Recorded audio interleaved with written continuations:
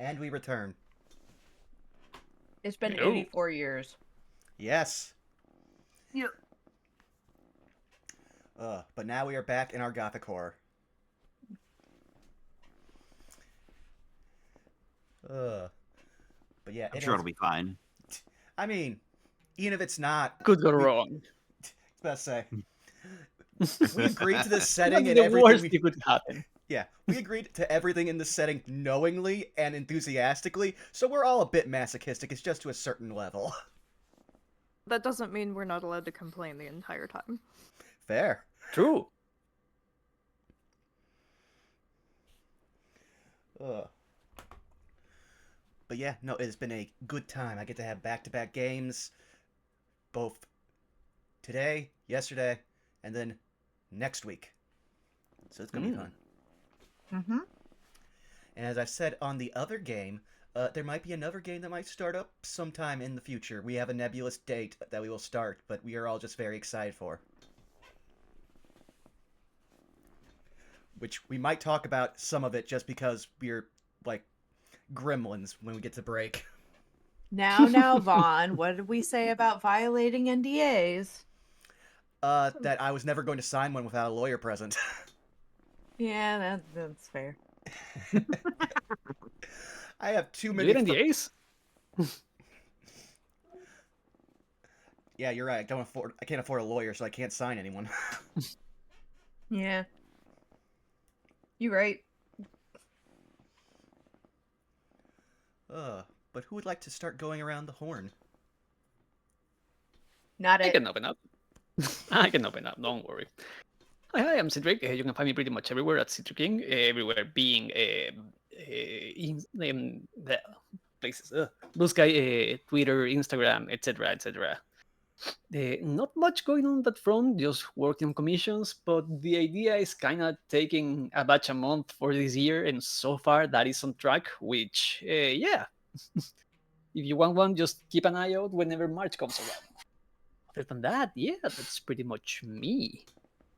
So, passing it to Cass. Hello.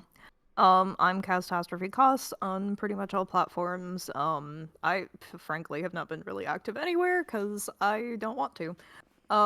Behind the scenes, I've been working on a lot of little projects. Here and there, I have one thing that I am super excited to share soon about it because it's a surprise for somebody, but I think that's gonna be super fun when they get it. And then recently I was in a cosplay contest that I took best in show in, so that was fun.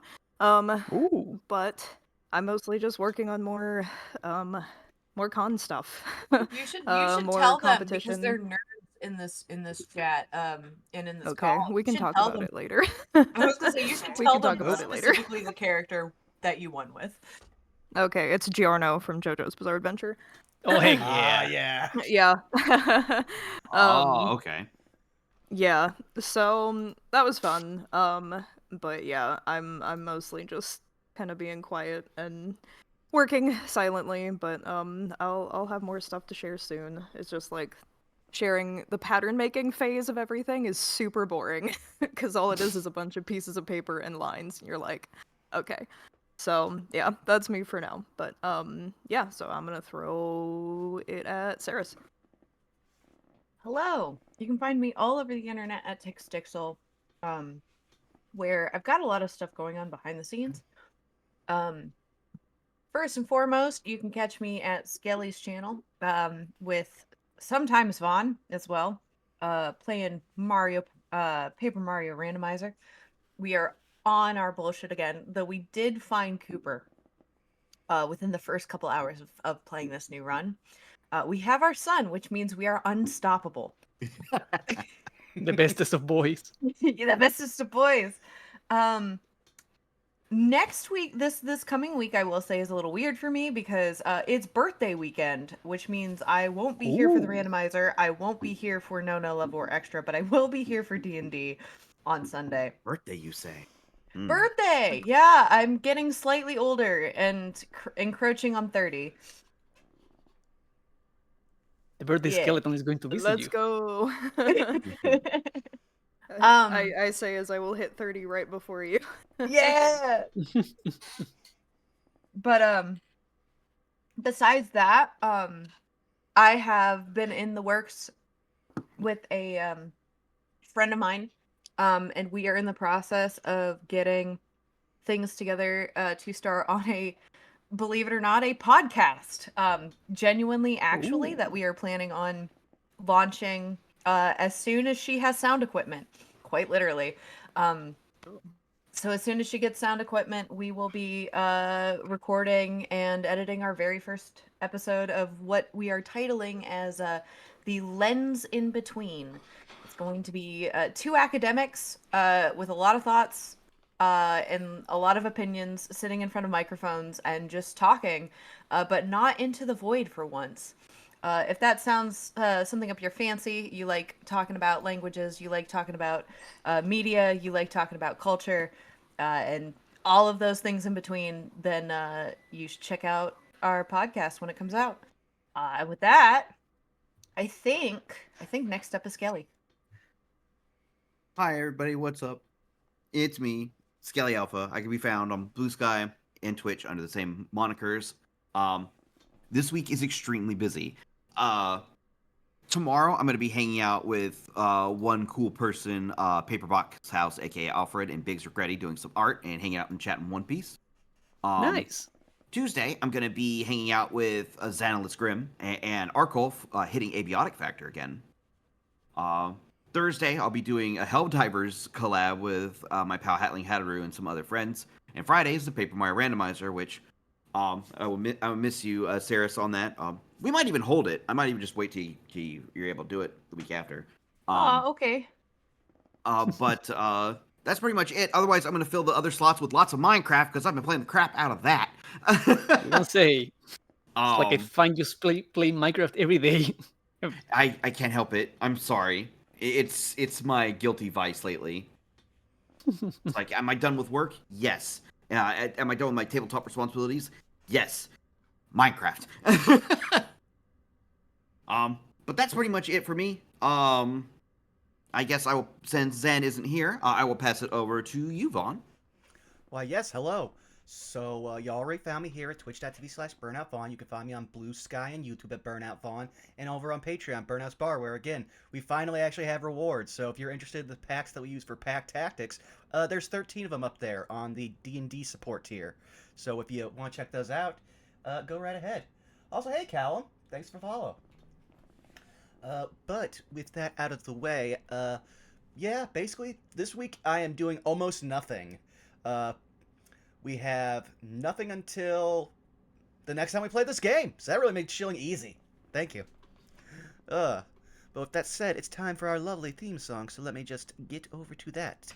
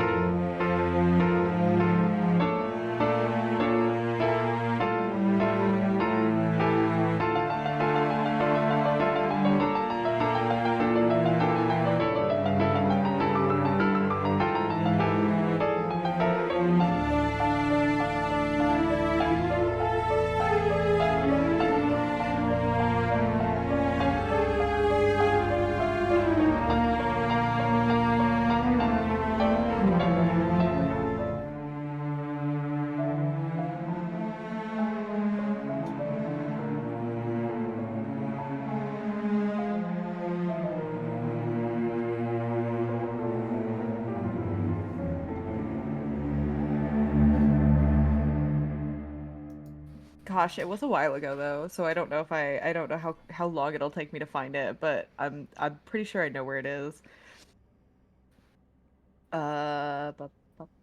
Like it was really cursed because like anyone who knows my art style knows that my art does not look like Masashi Kishimoto's at all. But like I finished the sketch and I was staring at it like genuinely, did he just like possess me or something? There it is. I found it. I found it. Oh boy. Oh, Looking at it like, how did this happen? It looks like I got possessed by Masashi Kishimoto. You can't convince me that that face isn't like an Orochimaru panel. Oh yeah. Yeah! Yeah. It does look like that. Amazing. And this was supposed to be a panel from a comic that was about Yu-Gi-Oh! It's fine. It's fine. It's okay, you just got temporarily possessed. It stopped immediately following that panel too, by the way. Like it just entered my system and then immediately left. Much like Orochimaru. Yeah. Yeah, very true. Very true. But are we ready to get rocking and rolling? Ah, ma'am. Yeah. I don't know. No? Can we rain check it? Like, actually, I'm not feeling it today. Yeah. Citric, you had 24 hours to give me notice. Yeah, but I want it to be as inconvenient as possible. Like, I just wanted to be dramatic. Yeah, no, I mean, we good. This would be the game that we would have a designated fainting couch. True. Zan is currently occupying it, moment. unfortunately. Yes, unfortunately, Yeah. Razvan is currently on the fainting couch. Zan had a personal emergency, but did not want us to wait up. So I will be in control of Razvan today. I hope to make Zan proud. But if that's the case, As long as you're armed with enough rosé, I think you'll be just fine. Indeed. true. Every time the rose bit gets brought up, I can only think of the gif of like someone dressed up like Pennywise flicking the cap off of a whole bottle of wine and start chugging it. Yes. Yes, that's peak. Ugh. But with that said, who would like to give me a recap of what happened last session? Not it. Not it. I already have inspiration. You already, if you let me browse through my notes real quick, I can be happy to recap. Yeah. So we started our session still having to deal with the mists encroaching around the caravan. We were attempting to like convene on what exactly to do, and we had a long discussion about it. Humphrey and Ophestiel saw an unfamiliar silhouette in the mists that seemed to linger on the far edges of just being able to be told there was a shape out there, but did not really approach. Branson had the bright idea to throw an axe at it, and actually hit somebody, if I recall. Let's see. The body seemed like they were already dead despite having been hit. It was notable that the blood on Branson's axe congealed much more rapidly than normal, as well as blackened slightly. Let's see, what else? Razvan and Lychee had a very long conversation regarding Branson's quarry, potentially. And there was some information traded back and forth. Most of the party did not hear this, but was possibly useful information that Razvan may or may not share at a later time. Let's see, what... I know Branson and Lena had a bit of a conversation as well regarding fighting styles, and had a very fun moment in showing how to choke out a person.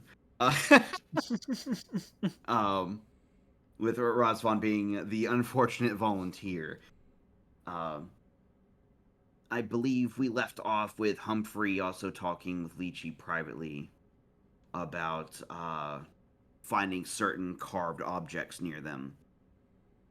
But I believe I covered the major notes since most of it was travel and discussion as we head towards Scald.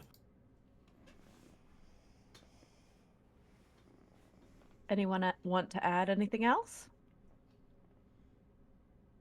I believe Ophestiel was continuing to investigate the strange brackish substance that keeps showing up in the blighted area. This is true. And the body we found, we are still kind of figuring out where it came from because there were no tracks leading to it. Like it didn't seem like it was dragged. It didn't seem to walk there. Just like appeared, maybe even dropped, but it was carrying the same virus. So we are concerned about this being spread on purpose. Well, Skelly, do you have inspiration? Let me double check real quick. I do not. Go ahead and give yourself a die of inspiration. Thanks. You're welcome. So, remind me, were you all... I don't know why I don't have it in my notes. Were you all camping last time? Or... Yeah, we were just starting the I watch. believe that's how we ended. Yeah. Yeah. Yeah, that's what I thought. That's what I thought. And the first watch goes to Branson, as per usual. Mm-hmm. Would you like to roll me a perception check? With pleasure. 7. I remember he was definitely in a I don't give a fuck mode at the time. Yeah, you were having thoughts and you were having some feelings, very, very strong feelings.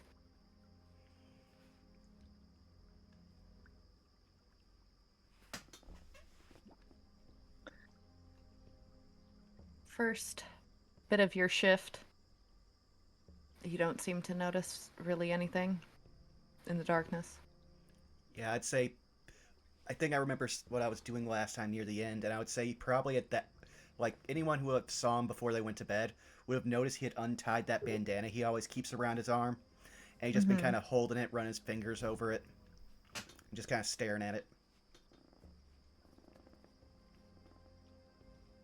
Go ahead and roll me a second perception check.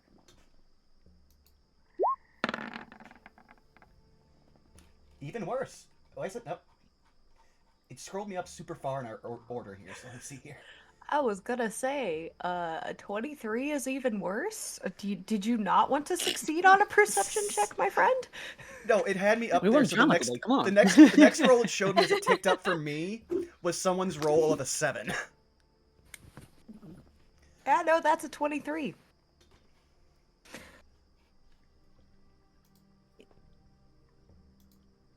It's very still.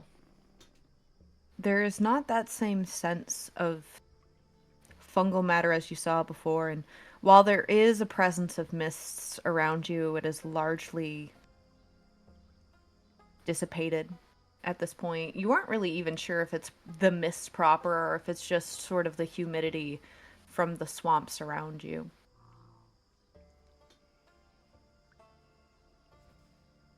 But as you sort of refocus your mind and draw yourself back to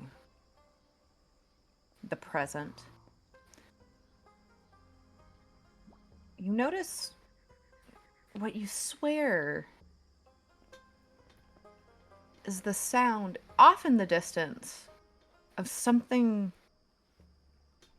moving, like in like the bushes. You aren't necessarily sure if it's prey or if it's like a creature or if it's a person.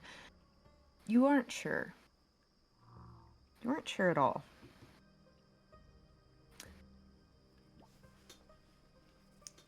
And you aren't seeing anything either.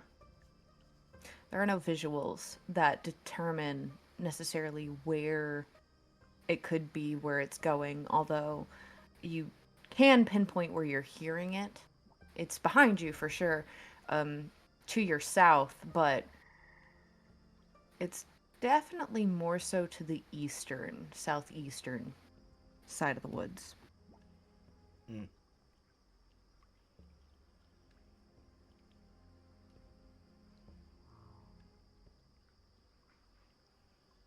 Go ahead and roll me one last perception check. Okay. 14. Still really, really calm.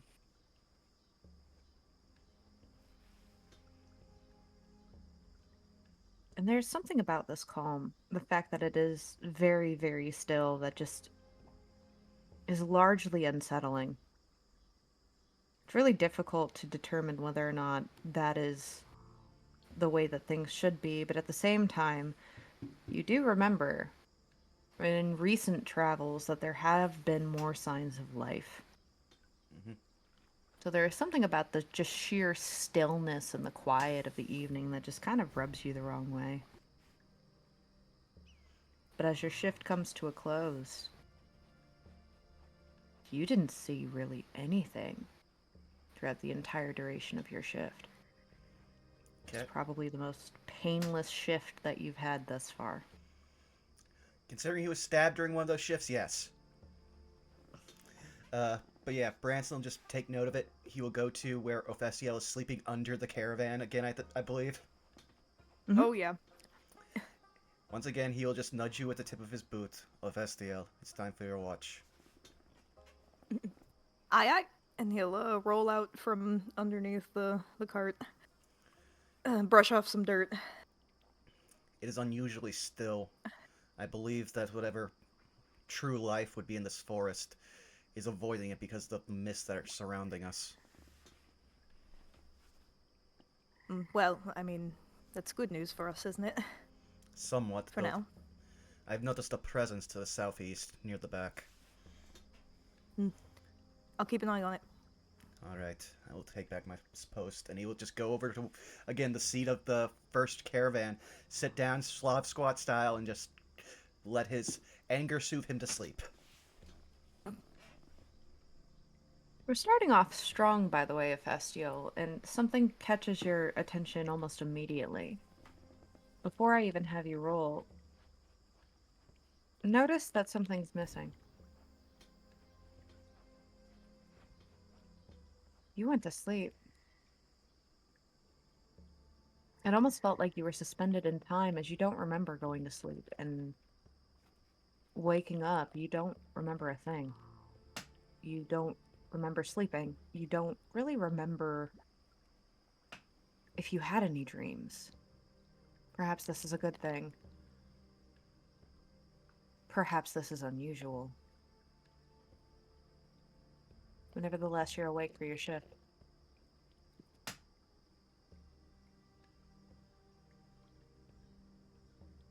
Go ahead and roll me your first perception check. Okay.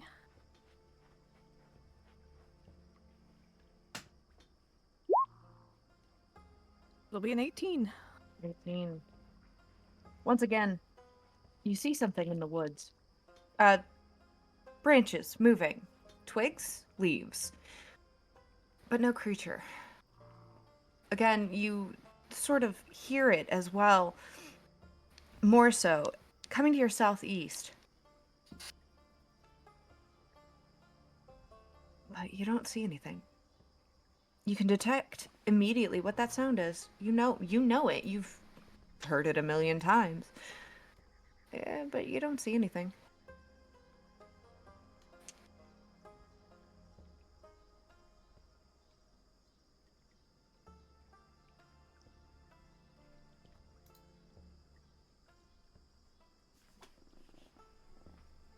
With that, go ahead and roll me your second perception check if you're not going to do anything.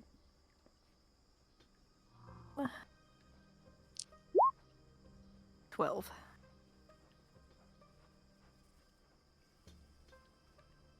Interesting.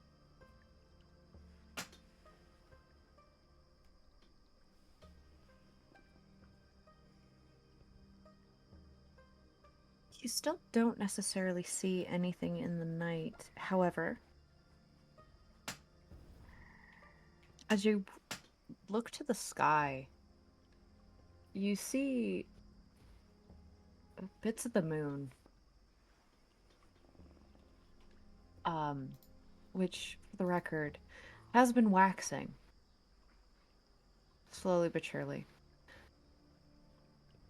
There is something that strikes you as you stare up into the night sky. A cloud. Normally, you wouldn't pay any mind, it's just a cloud, but in this particular instance, this cloud seems to be in the shape of a like a beast's paw.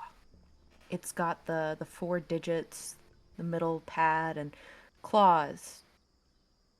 You swear for a moment. It's like a picture perfect image until it just sort of dissipates, forms into something else. Beyond that, you don't really see anything in the woods. You continue to hear a little bit of rustling, but largely it's quieted down by now.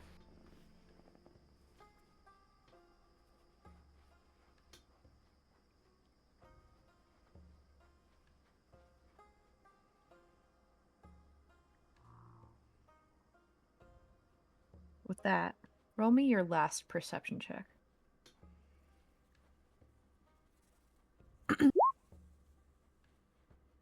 9.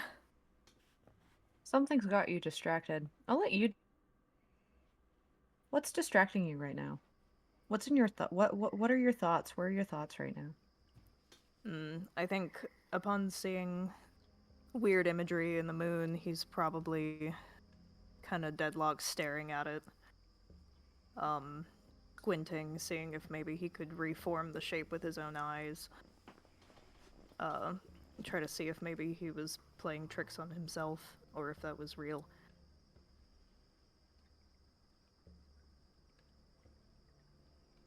Sure enough. You reached the end of your shift as well.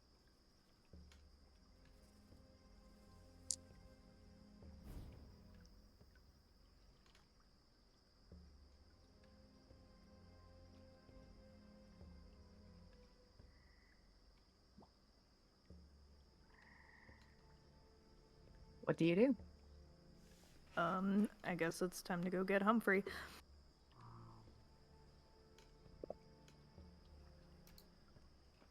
He's, I'm assuming, still in the bucket. Yep. In scoop. To the bucket.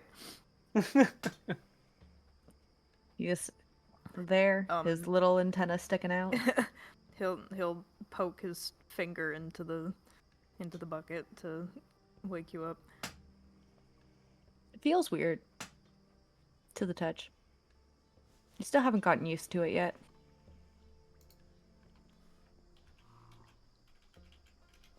I don't know if you've ever stuck your hand in Jell-O, but that's kind of what it feels like.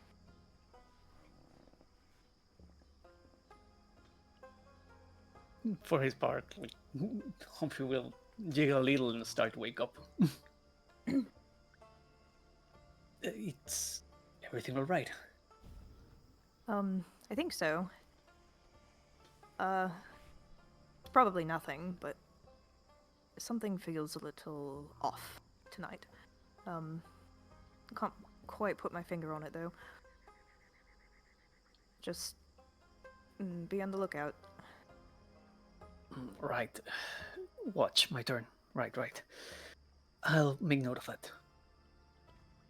To the south, you said? Yeah. Well, yeah. Bronson noticed something earlier too. Again, probably nothing, but couldn't hurt to watch a little more closely. Being where we are, I don't really chance it with it might be nothing. Fair enough. Thank you for your service. I'll take it from here. Good night. Rest well. And he'll crawl back underneath the carriage.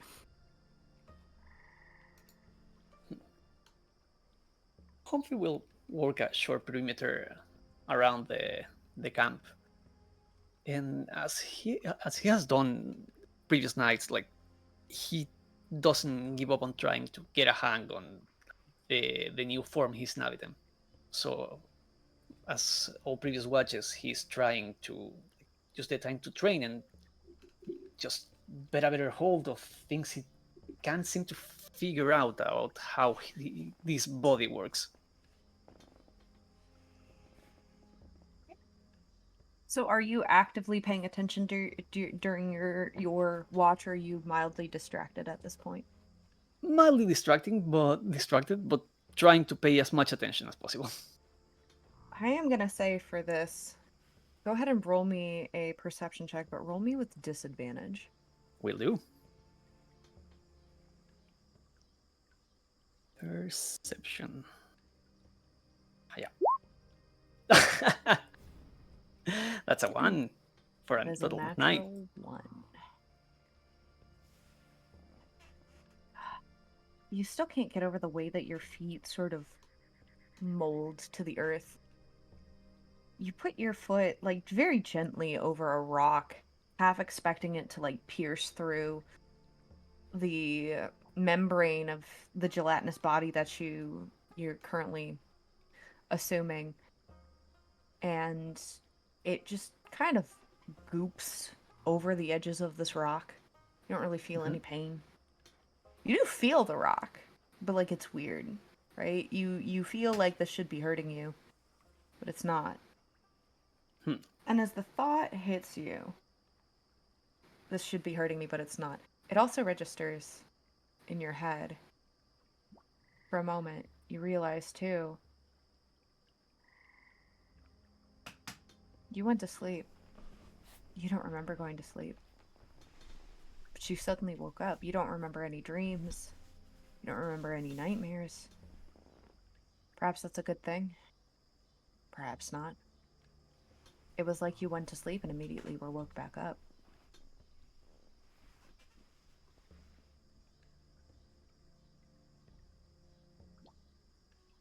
Humphrey pauses for a moment. We're still surrounded by the mist, right? Whether or not it's the mists or if it's just like swamp gas, swamp fog, you're not entirely certain. It doesn't seem to be as thick as it was before. Go ahead and roll me a nature check. Will do. Nature. Oh, yeah. Soft 20. Soft 20. Yeah, this doesn't seem to be nearly as thick or, it doesn't seem to be rolling either. You don't know if there's a difference. You as far as you're aware, all mists are mists, right? But this is just kind of stagnant. Just sort of stationary, and it's very thin. You almost feel like you could just blow it away.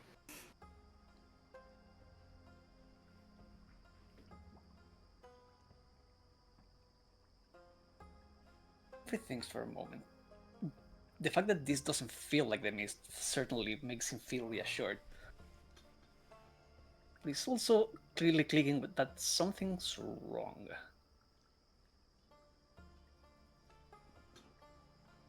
He takes one more round at the camp's perimeter, and if there is nothing that catches his attention, he's going to try to explore south. Okay.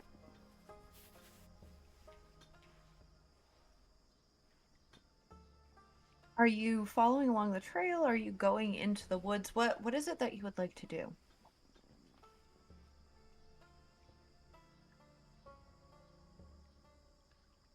I still mentioned the woods, so that's the direction Humphrey's going to go. He's going to have his river at hand and try as best as possible not to lose sight of the camp.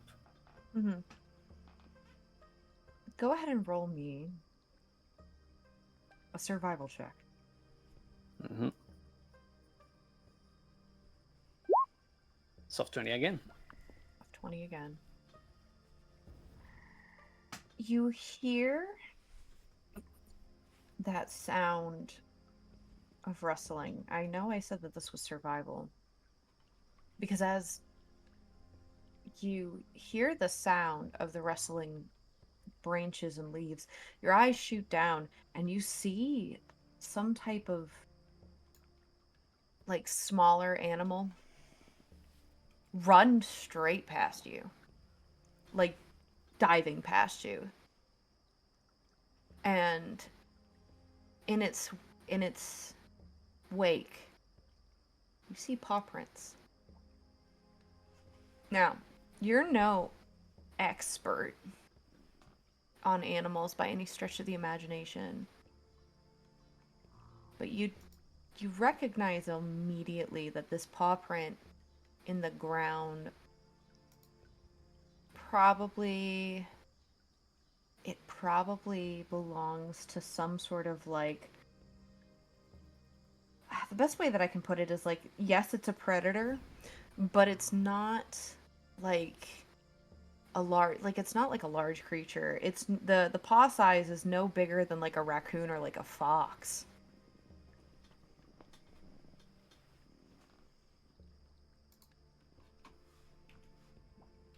And it just darted right past you. It didn't even avoid you. It just went crashing through the different leaves like it was running from something. You mentioned the paw prints weren't from this creature; they were from. Yep, they were. something They else? were like you. Ah, okay, You okay, watched sorry. their foot. Yeah, you watched the foot like squish Hmm. into the mud as it launched itself forward. But it wasn't. But it's enough to tell you maybe not the specific type of creature, but like enough about the creature.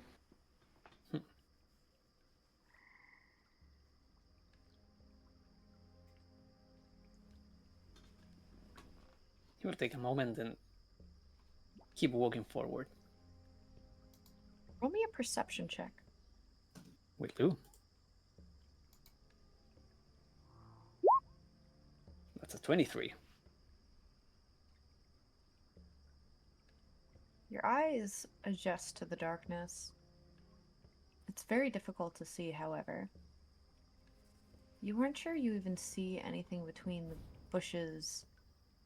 For a moment, you get almost sort of this premonition. It almost feels like almost like for just a moment your eyes, you know how sometimes when you look into deep darkness, how sometimes your brain will create shapes?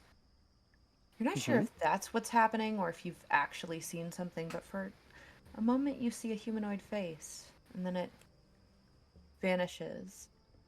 Not with like a gust of wind or anything, but it's almost like it just fades or like dissipates. And it's off in the distance a ways. It's not no closer than 30 feet, probably closer to even 50 or 60. At least.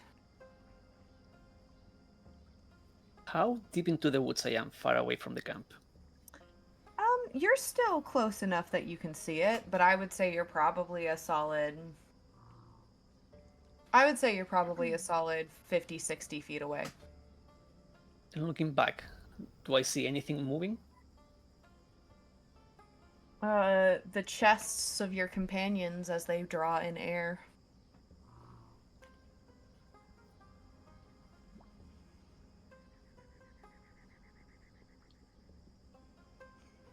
Let me stop just for a moment, thinking that should just go back.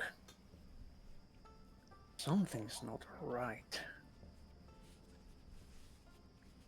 I'm gonna hate myself for this. And starts walking a little bit further. Are you stealthing? I am. Okay. Go ahead and roll me a stealth check. Will do. 18.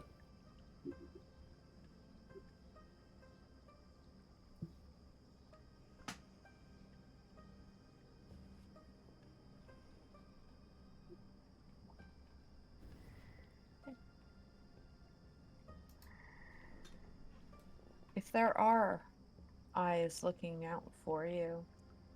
You're pretty sure you haven't been seen. As you continue to look into the darkness, again carrying on that 23 perception, you swear your eyes see a face that's like as you continue to move, so does it. But it's keeping pace with you, it's keeping distance from you. And for a moment, you swear this time, you know that you are seeing some type of ghastly visage, but in a moment, it's gone. And eventually, as your eyes readjust, it's just the darkness of night, the shadows deeper cast by the leaves, and even the shapes of fruit hanging in the darkness. Eventually, as you continue to stare and continue to move out, you start to see the first inklings of light peering over the horizon.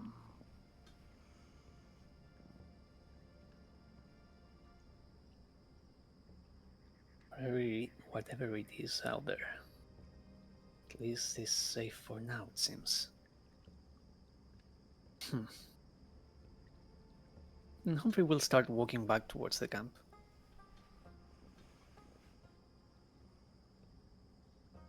You walk back towards the camp, as far as you are aware, undetected, and the camp itself seems unbothered. No one has really stirred at all. That is good. That is what we want. As the light starts like shining, even if on the for what's the name, uh, for its overcast sky. Mm-hmm. Hmm. Everything seem right by the light of day? Nothing changes. I mean, it's still overcast, and even though it's still dark, you can tell that the light is, entering the domain, as it were. Hmm.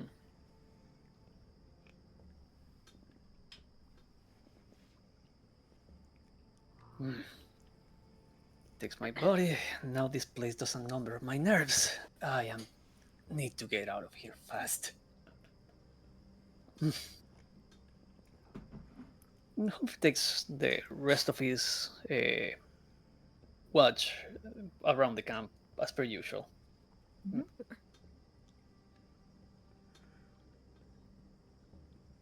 And eventually, Mhm. everyone begins to arise on their own. But again, as I stated before, it sort of collectively hits all of you that well, Festial, you remember going back to sleep, but it once again feels like you spent no time asleep, even though you're fully rested. You don't remember having any dreams, no nightmares. You don't really feel rested, though you are. And this goes for all of you. You don't feel like you've rested, but you have. And it feels like no time has passed, despite obviously it being daybreak.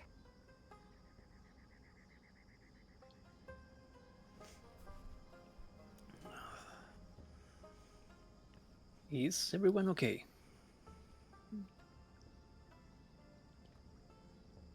Everything's fine over here. A little unsettled for some reason, but I feel alright. Something's off. Glad to hear it's not just me that feels that way.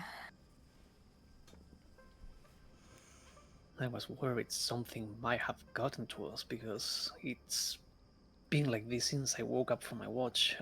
Mr. Vestil, did you felt anything like this before? What do you mean? When you woke up for your watch? um, I mean, yeah, I felt off. I'm not really sure what it is, though. I can't really describe it. It's just not right. Hmm. I was seeing things, I think. Yeah, you mentioned something moving to the south. I did take some time to explore that way, and it felt like there was something in there, but I couldn't reach it, and just to be safe, I did not try to chance it any further.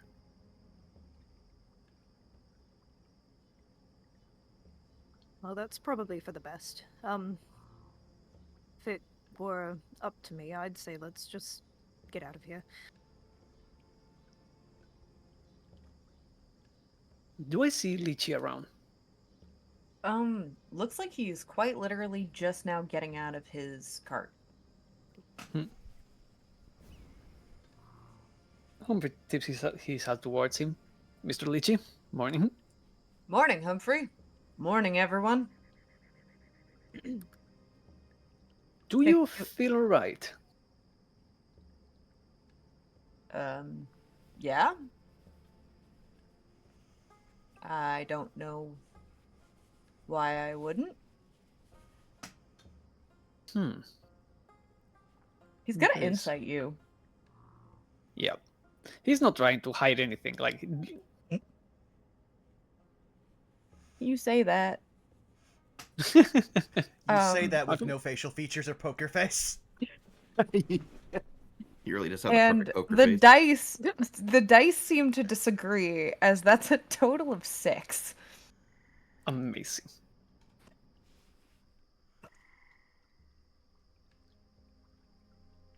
I mean, it's another morning. And unless you, like, he kind of looks at you expectantly, like he's waiting for you to say something.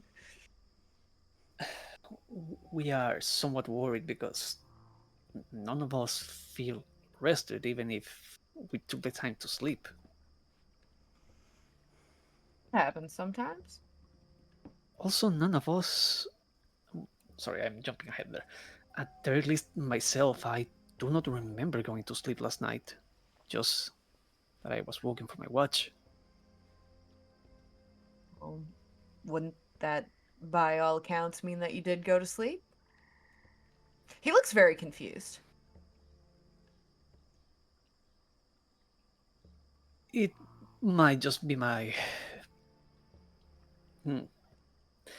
overly concerned nature kicking in. My apologies. My intention was not to worry you. Any of you.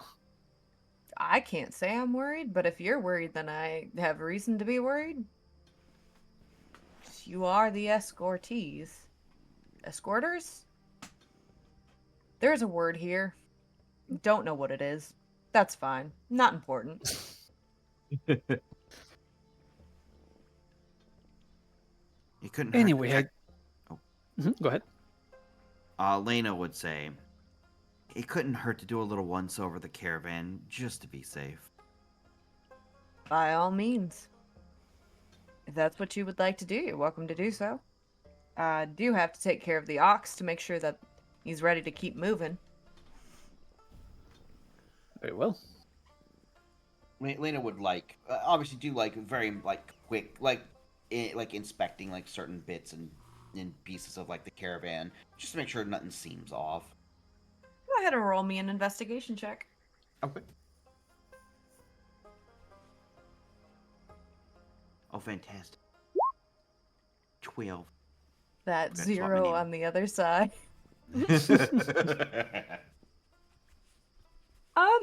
As far as like the wheels and the hubcaps, nothing seems to be bothered. You take a look at the setup, the poles, the reins, the rope. Nothing looks like it's been tampered with. You hesitate to look actually inside the carts, but upon lifting up the flaps, you're not sure what you should be looking for, but you don't see anything suspicious, so maybe that's fine. we called a success there. She's not going to go snooping in every single crate or things like that. Just Yeah, go for sweep sure. over. For sure. I would say while Lena's doing that, Branson is going to very unsubtly go to the go to the wagon that's holding the orb and check it. Remind me, what did you put the orb in? His sleeping bag. Mm-hmm. And he's just been carrying around like an old-timey criminal sack over the shoulder. This is gonna sound like a very weird question. What is the usual coloration of your sleeping bag? I assumed it would just be kind of a typical like brown cloth. He's not exactly going for anything important. Yeah, it's starting to lose its coloration. Like it's starting to fade in the area where the orb has been sitting this whole time. We really need to get that pearl and the priest.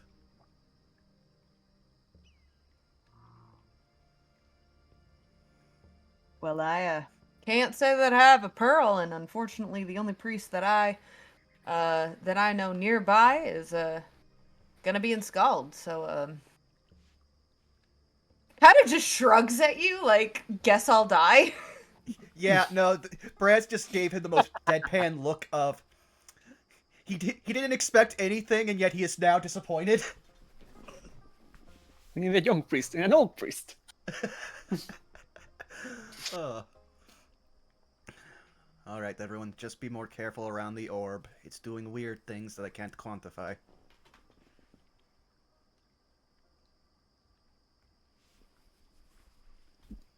On that note, do we even know what that orb does? No! We just know it's very evil and that we want to take it someplace so it can be properly destroyed. Or, at worst, abjured.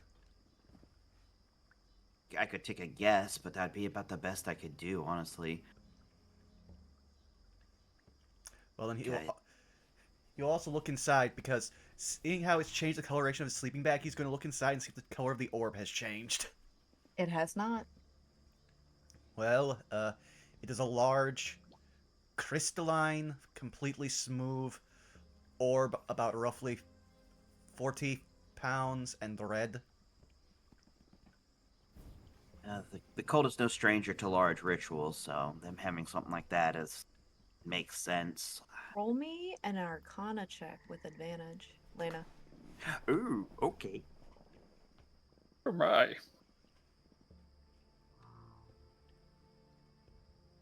Arc.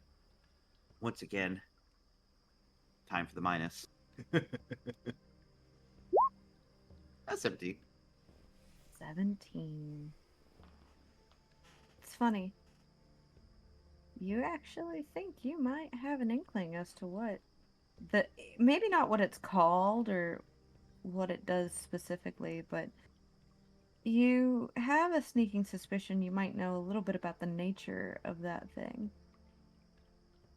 You get the sense because you swear it's fuzzy, right? You understand this. It's been a minute, and with all of the things that are of the unspeakable nature of what you know, TM, and what you have experienced, TM,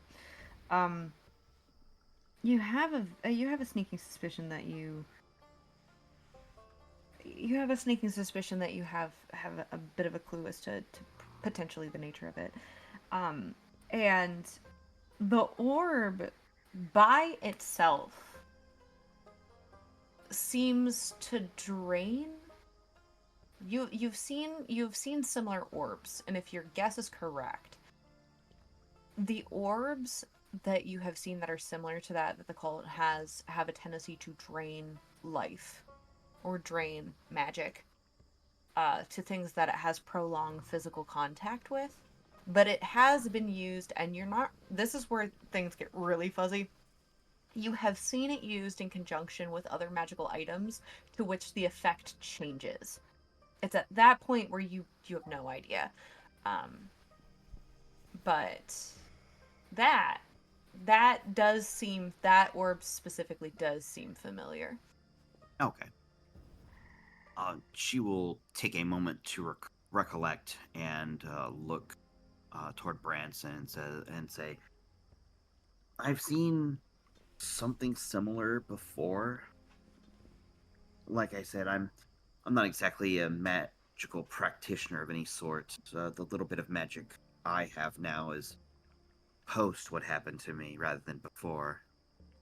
Um, I remember like the ritual casters and the like using this orb, and it's capable of like harnessing and like draining like energy, as well as having some sort of like effect with like magical implements of some kind. Um, I was the kind of person that was mostly on guard duty or doing more grunt work and the like on the little bit of stint that I was part of them. Um, before I got elected to be the quote unquote lucky number among the group, take part in something special, let's say. But that's about all the knowledge that I have regarding at least that kind of ritual orb thing. Branson's going to look at you as in, he heard everything you said. None of it made any sense to him with a deadpan face, and he's just going to throw his hands up in the air and go, "Would be too much to ask the next misbegotten stray that wanders into our laps be a wizard." Miss Lena, pardon, Mr. Branson. I follow what you were saying. No worries. Any intel you can give us is more than welcome. I'm sorry I couldn't give more, unfortunately.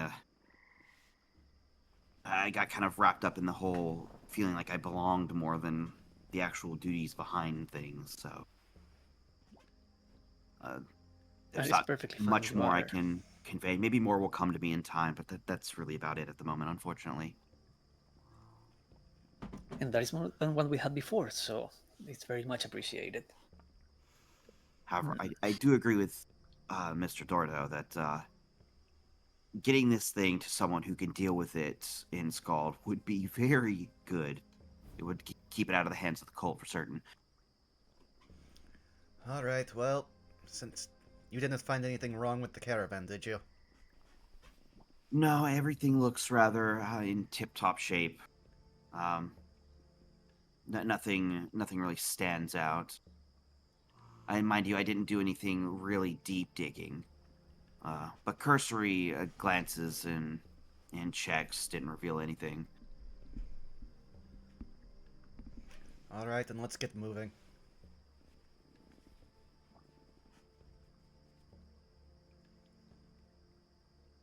No objections there. Yep. Lena would definitely be helping to get started. On the bright side, the mist seems to have thinned today, so not much to worry on that front. While Lena was going over and investigating, and they were discussing about the orb, Festial, were you doing anything? He was just listening. I will say that when Branson made his remark about a wizard, he very noticeably shrunk down at that. Oh no!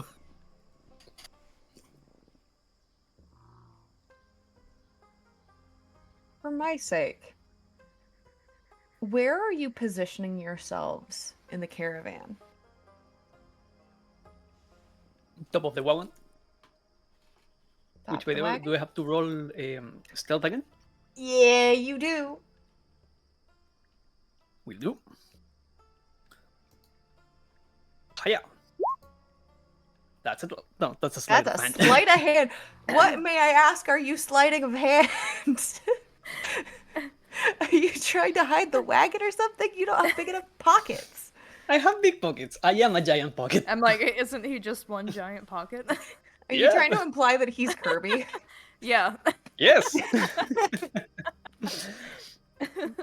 I don't know if you want me to roll again because it is the same bonus. So You know what? Just do it. Just roll again. We do. Yep. See what happens. 12 again. Fair enough. Roll 20 really said it. It's a 12. It's like Best I can It offer. has faded. All right, Branson, are you taking the front? Yeah, he would just assume everyone would just assume the same positions as usual. I'm double checking. Festial, are you on the left or the right side? the left, I believe. And Lena, you're taking the back, correct? Yeah, I sure am. That's what I thought. I love it when I'm right. Uh, so, as you all begin your trek for the day, you continue to feel this incredibly eerie feeling. It's very quiet, but things are a little better, at least somewhat, in the sense that you do see here like the sort of natural life that is going on in the swamps. But as we get rolling throughout the day, I do have to ask for all of you to roll me a perception check. Will do. Do I get advantage for the vantage point? It's funny. Normally I would Oh. say yes. But a steady fog begins to blow over and roll in. The mists that you swore you were rid of, though thinner than usual, seem to be creeping their way along the path and obscuring your vision. You're going to be rolling straight this time. Alrighty. 14. 10, 10, 5, 14. And I will go ahead and roll for Razvan. Give me just a second.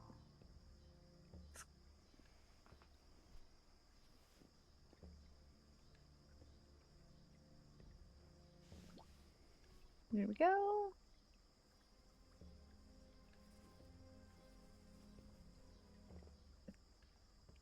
And a 9.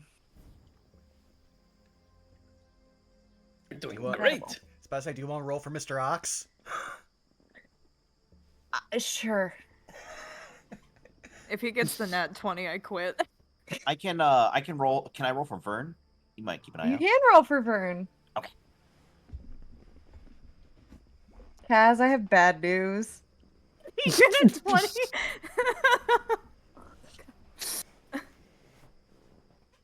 Kaz, I have really knew bad it. news. All right. Well, this was fun. Bye. Vern got sorry. a 20 as well.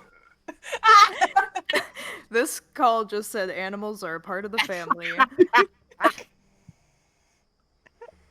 Even before Mr. Ox is really like level 20 druid in disguise. Like wild Yeah, shape. he just turns into a man all of a sudden. Are you sure he's a druid, or are you sure he's not a wereox? Oh, good point. He's a minotaur chilling out. A double He's getting minotaur. his Oh, no, stretchies he's in. part he's No, the part better- bull and part bull. No, here's the better question. Minotaur from what plane? Because there's several. It's like a Well- minotaur centaur. Centaur, that's... Wait! Would No, they have first- 8 legs? Wait! Wait. Does he have human legs, or does he have cow legs? It's an ox head with a human like legs. Cursed. Oh, that's It's like cursed. it's like the reverse mermaids. It's Oh my god. it's too Yeah. cursed. Someone needs to draw that. On it. I already have a shit post I have to draw for this campaign. That one's on the docket first. By the way, for your information, while we're here, Skelly, you should have control of your Vern token if you want to place him somewhere else. Okay, let me give him a shot. Please. He's right beside you. It's a little difficult to see. Right there. Oh yeah, I see him. Yeah. He would probably be like sitting up on the back caravan, like probably like right here. Like he's like perched on the edge, probably. Okay. Unfortunately, are you? So you, unfortunately, Lena, you are paying attention on your own. But Vern looks to you and sort of stares at you almost expectantly. Roll me an insight check. Okay.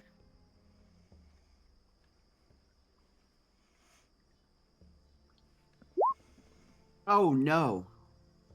I got a 1. This is definitely a what do your big eyes see moment. You're doing great. What is it, boy? What is it? When you got a vibe check your own familiar.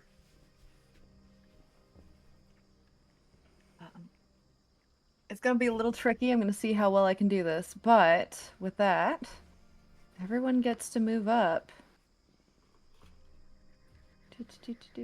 It is a little slower. The nature of the ox is a little slower. The ox is going to move up 10 feet. And I don't have control of my token, I just realized. You don't? Oh, were you the one person that I managed do I. to ah.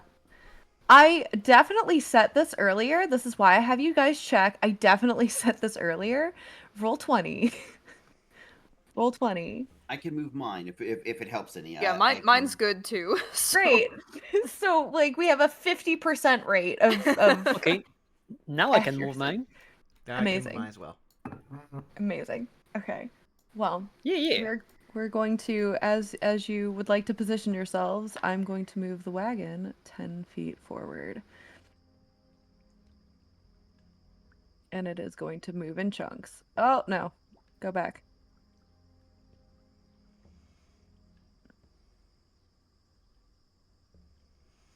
There we go. Ichi is actually going to move up here. Razvan is going to move.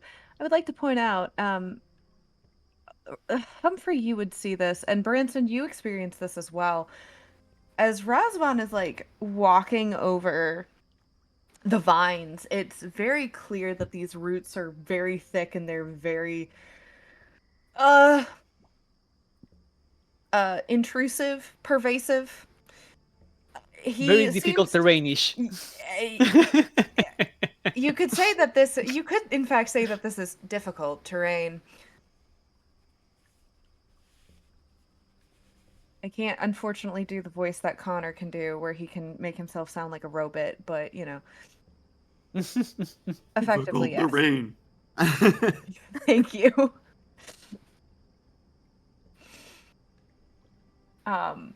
But yes, you find it a bit difficult to walk forward. Noted. Were we all able to move up 10 feet? You are. It's a full movement thing. There we go. And this is my way of showing you how quickly this caravan can physically actually move in 6 seconds. It's not very far. It's not very fast. But at this point, once again, Lena, you see Vern like claws tapping on the edge. Just like trying to get your attention with big eyes staring at you. She would look up at him. It's like, what is it? He's staring back at you with big eyes. Roll me another insight. The intensity of this owl. Right, another insight. 19. Tap, tap, tap, tap, tap, tap. Tap, tap, tap, tap, tap, tap. And then it swells his head, looking into the mist. Blinks twice, and then looks back at you and taps. Tap, tap, tap, tap, tap, tap. What direction was he looking?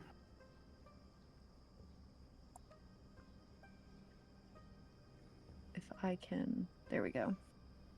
You have him placed about here. in this direction, to the northeast. She would stop for just a moment before saying a bit louder. Humphrey, Yes, Miss Lena? by chance, do you see anything that sticks out up and to the left? The Vern thinks there might be something there, and he's usually not wrong. Do I see anything to the left? Go ahead and roll me another perception check. Will do. Wow, that's 10. Perhaps it's a little difficult to say with how misty it is right there. But you maybe it's a Can't tell little for sure. Sorry, go ahead. I said it's a little difficult to see. I can't tell for sure.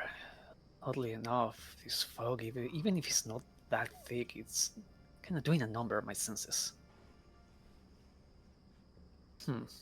Are we able to You want move me to- out of turn order right Yeah, now? you currently are not in initiative. Okay. What were you saying, Citric? Sorry. Do you want us to explore that? Let me come over there too. We should probably check that out. Will do. Don't worry about the caravan. I will keep my eyes over here. Sorry. I'm trying my best. She will move her way to the front, Mhm. like right over here, near Branson, and say over to Branson. Should be over somewhere in this direction he was signaling. Branson will look over there, having already drawn one of his hand axes. Perception check. 15.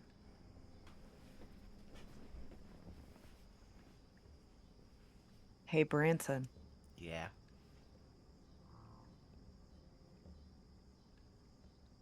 Does a 22 hit? Yes.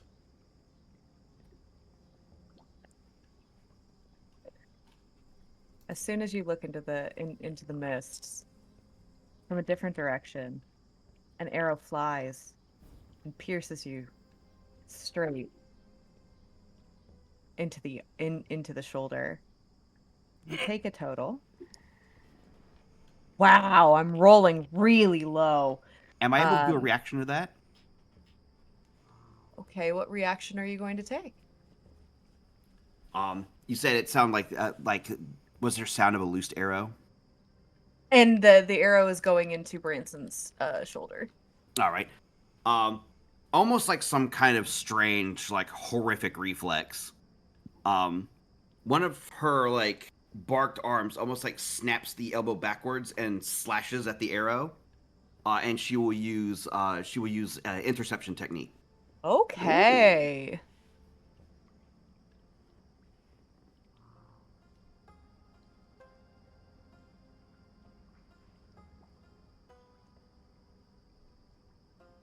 And that will reduce the damage by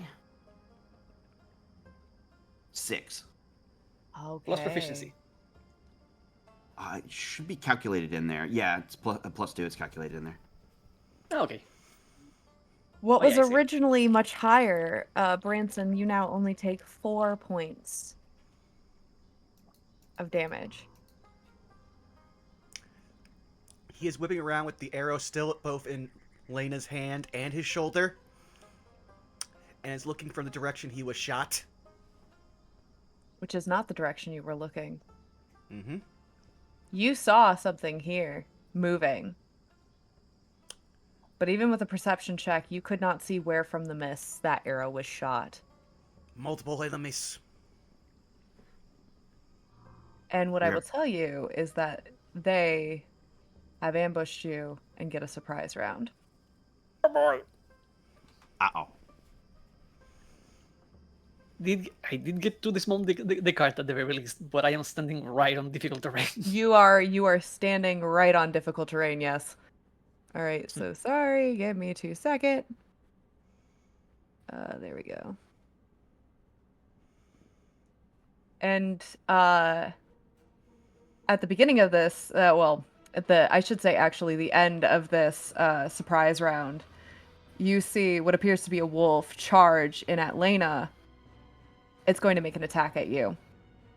Oh shit. Okay. Seemingly coming straight out of the mist, I dropped my dice on the floor. Amazing. That's okay. Dice bag giveth and dice bag taketh away. Incredible. As it snarls at you, literally charging through the mist and the fog, it opens up its jaws and it lunges at you for a bite attack. But would you like an attack of opportunity? Absolutely.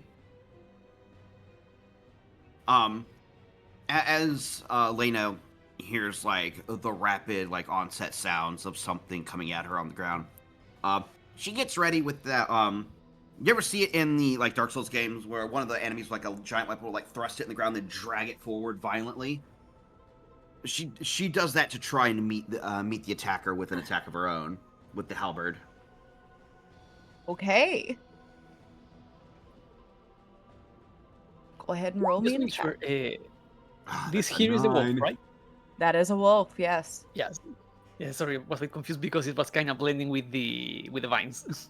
Yes. That is very intentional. Oh boy.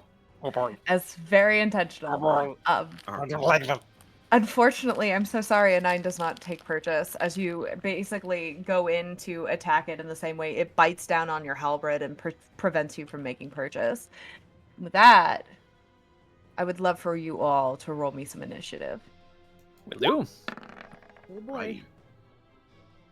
Oh, I love that. Hiya. Ooh, that's a 21 for me. Do you need some help, my good Hephaestus? No, I'm good. All right. I'm really Oh, yep. slow because I'm in the garage. You're good. I just wanted to check, because it's been a minute.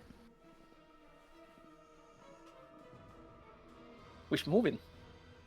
All right, and then... There we go. That is for Razvan. Oh, wow. Natural 20. Interesting. Okay. Okay, and then... Last person. Oh, this is gonna be fun. Okay. Top of the turn order with Humphrey. Me. Yes.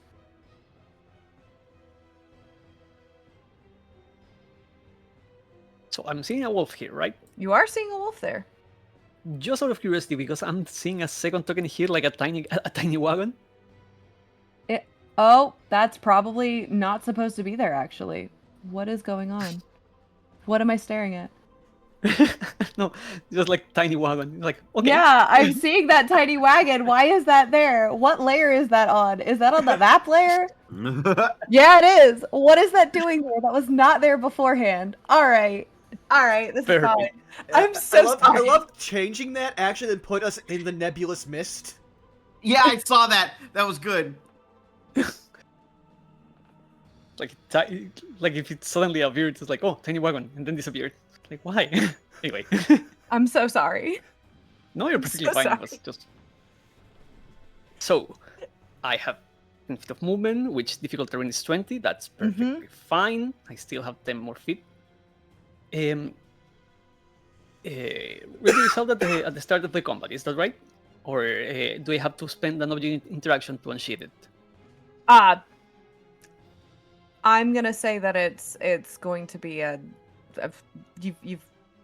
I'm gonna assume that you pulled it out when you got down off the wagon. Yep, perfectly fine. I'll give it to you. So, Humphrey's going for a stabby stab with the rapier. Hiya! Does a 13 hit? Double check. I don't. That meets it, beats it. 13 takes perfect. purchase. Awesome. Should have flanked. I am a dumbass. But sorry. I still have the movement. If you want me to correct that, like ha. Sure. No, you can tell me no. It's not gonna change a thing. Not for this hit, anyway. All right, Either or, 8 piercing damage. I do get to add my sneak attack to that because I have a nearby ally, You do. and it is a finest weapon. So wait. Ah, yeah. There we go. Ooh, So I'm wow. hitting it for 14 piercing for my Mhm. attack.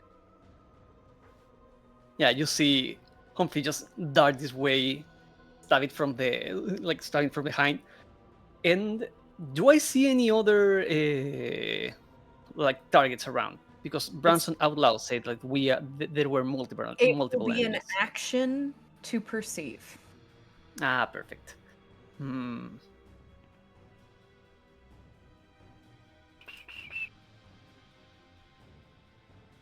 Then Humphrey is paranoid enough, so I'm going to spend a key point to use. Where do I have them?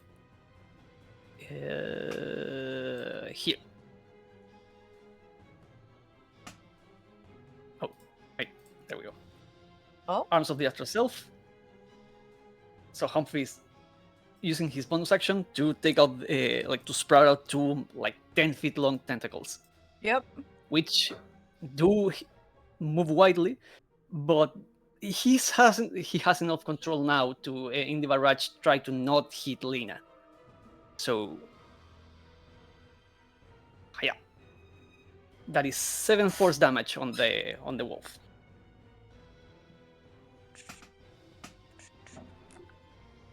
Um, 18 succeeds. Hmm? On the dex Oh save. yeah, sorry, it's a DC. So is Right. that half, or is that I'm trying to I think it's no damage. Let me Okay. see. It's not that.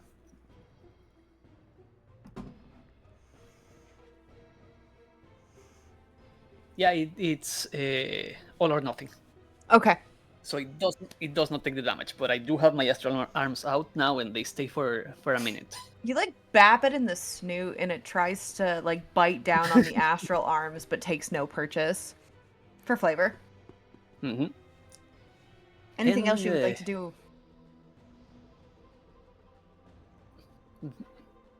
That would be all of the actions I can take, but Humphrey will look at Branson and say, "Where are the others?" Next up in the turn And order, then. Yep. Yeah, and that's turn. Next up in the turn order. Ooh. Another arrow flies past, and it actually lands in the dirt right at the ox's feet. The ox lets out a bellowing cry as it is now startled. And a second arrow flies out, still missing the ox at its feet, but this animal is now terrified. Branson, it is now your turn. Quick question. Mm-hmm. Should we have combat music? It is Are playing. you not hearing it? Oh, It is. You not on my probably end. need to Let me refresh. refresh then. Yeah, sorry. Meanwhile, Branson is literally just going to shout at Lychee and just be like, "Calm the animal, protect it," as he moves over here to guard him and get a look at the person who is shooting at our fucking animal. Would you like to make a perception check? Yes, I would love to. Okay. That's a 21. You can't pinpoint them exactly, but you're pretty sure they're up somewhere in here. Somewhere in this tree. Oh, the big one, the gnarled one, because it's not showing a ping. It's the leafied one. Okay, so that one. Yeah. All right, he will just to Humphrey, who can probably still see him. To answer his question from earlier, he just points at that tree. And then now knowing the immediate direction will move back to exactly where he was, interposing himself between the between Mr. Ox and Lychee. Because he can't... Okay. Right now, Branson can't do anything because he can't see anything. Correct.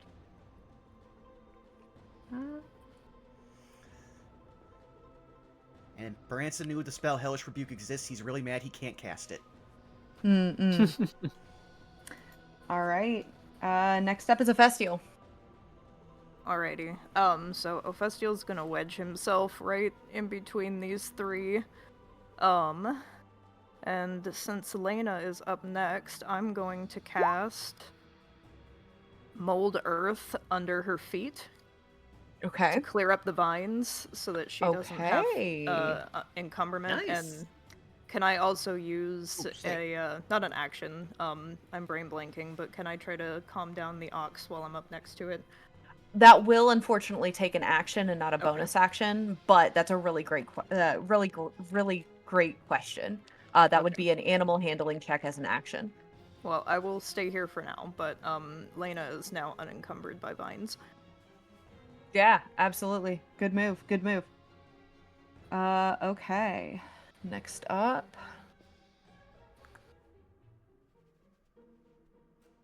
Here's a question. Mhm. What? I have to go peeping at some character sheets really quickly. Give me just a second. Peeping the horrors. More like the wine cellar. Hey, Okay. Let me double check this. Roll for Rosé. Okay. So, as this guy was going to sneak up on Razvan, but is unsuccessful as he comes out from around the bush and charges directly at Razvan. I cannot get him to face the correct direction. It's fine. Razvan calls out, "We're surrounded!" That is a second dice on the floor. It's gone to the ether.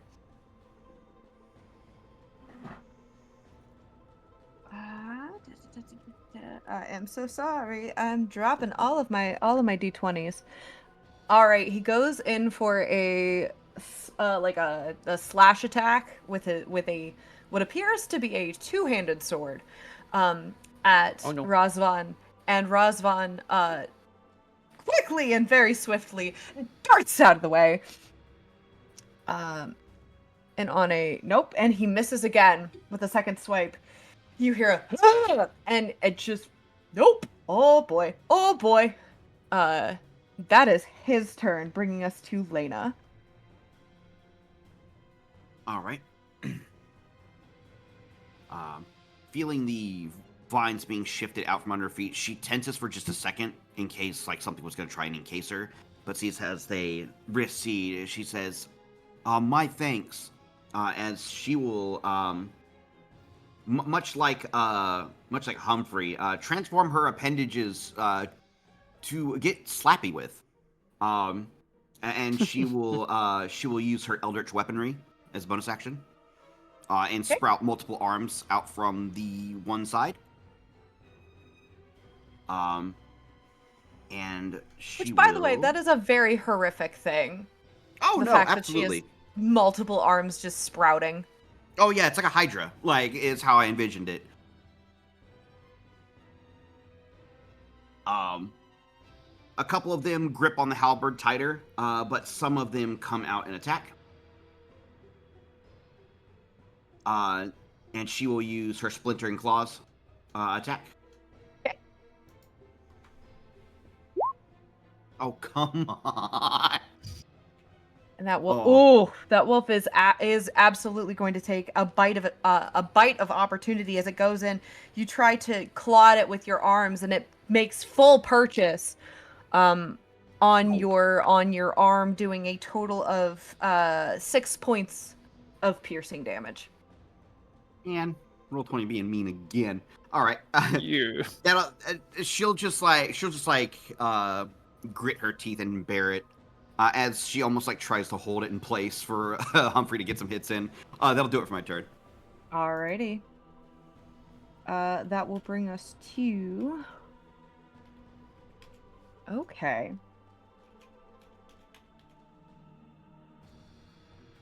And some stuff happens behind the scenes. But what if it didn't? Yeah, well. I don't know what to tell you. You could tell me yes. No. Oh, dang it. Alright, seemingly out of nowhere, another wolf charges. And with a loud snarl, it's actually going to go and attack Lychee. And you watch as it snarls and it lunges at him, biting, and you hear him as it makes purchase and pierces into his arm. Not him, he's paying us. Time to earn the money. And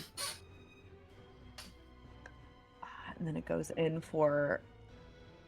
You watch as it starts to, like, yank and, like, tug at Lychee's arm as if it's straight up trying to rip his arm out of its socket.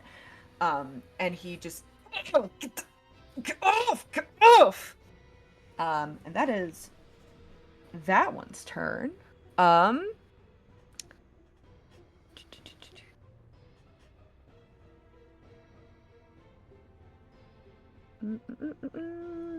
Something else happens behind the scenes, and then it is Razvan's turn. Forgive me, I am balancing a bunch of different things. I gotta peep at his character sheet really quickly. Many plates in the air. Many cups of rosé. Many cups of rosé. I just hope I'm remembering him having a certain spell. Right. We shall find out.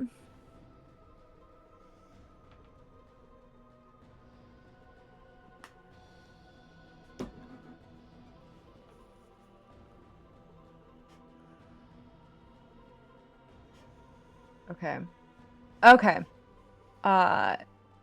He is going to look this attacker in the eye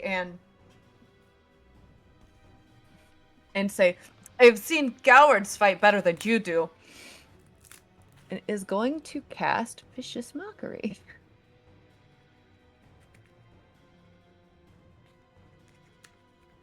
Maybe. In theory. Do.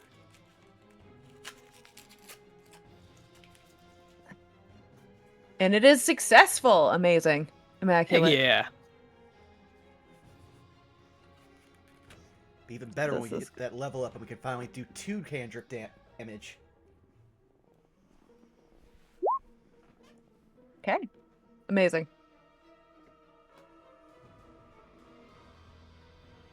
All right, and with that, he's going to say, could use a little help over here, and that will be the full turn. Top of the order, Humphrey. Will do. Humphrey hears Rasmus, it's like, in a second! And goes for another stab at the wolf with the rapier. Yeah. Wait.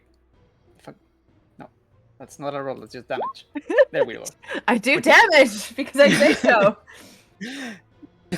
No, that's a 14. A 14 I will believe hit. flanking is +2, right? Yes, so 16 will hit. Awesome. And I am adding, because it is my first attack of the turn, my sneak attack. Okay. Hiya. For a total of 9 piercing. Okay. 9 piercing. How is the wolf looking? It's got a couple holes in it. It's got a couple holes in it, and it growls at you in disapproval.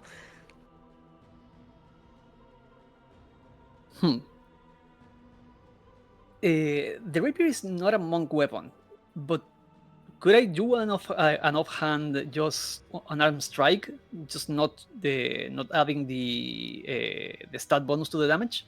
I believe it's a finesse, correct? I mean, for offhand, it's light property, but I don't know if that counts for. Oh, it's light, not for finesse. unarmed. You're right. I'm so sorry. I'm Yeah. so sorry. It's light, not That- finesse. Yeah. Then I Yeah, I'm not doing the monk thing when it is a monk weapon that I can do a full attack as a bonus action, but in this case it would be without the stat damage. am not seeing is a rapier a light weapon? It's not coming up with It's the a finesse proper. weapon, I know. No, it is finished. What I mean for offhand, the light property is for example, if you want to attack with a dagger, Okay. which I also have. I can go that way, but I'd like to punch it. I thought it was. I'm just gonna let you do it. I will figure out what the actual ruling is on that. After We session. can figure it later. I can Yep. can use the dagger offhand attack just to stay safe. So I object in direction. Since I already have the two tentacles out, Humphrey will go for like as he stabs, he goes for unsheathing the dagger and stab at the wolf. That's a 22 to hit. 22 will hit. And it's just going to be one piercing because it is offhand. And it yowls with that one piercing. It is still up though. It's not looking too hot. It is definitely bleeding, but it is still up. Anything else you would like to do? Sorry. Yeah, no, just thinking. Yeah,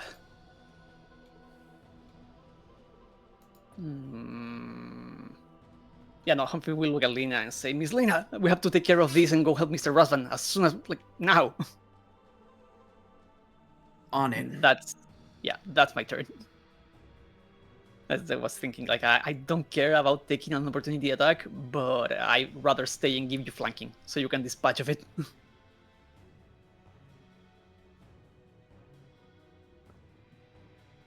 So yeah, that's my turn. That's your turn? Alrighty.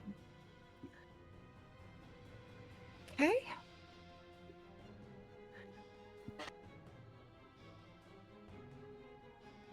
Another 2 arrows, Branson, you watch, aimed at the feet of the ox, but landing just shy of it.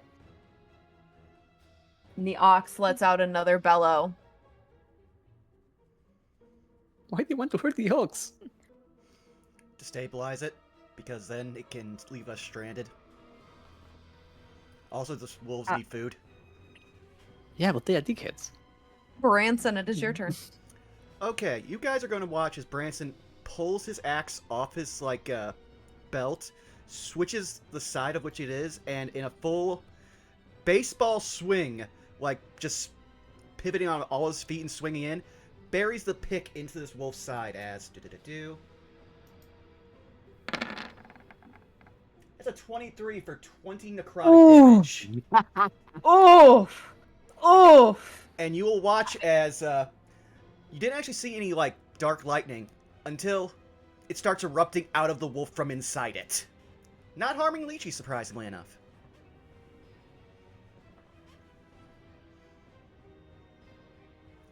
He is staring at the wolf, but the wolf is not looking great as it... And lets go of Lychee's arm. That was definitely the plan. But Branson also tried to do something because he's now seriously injured this very primal thing. He's going to look it directly in the eyes, and can I attempt to use my player background?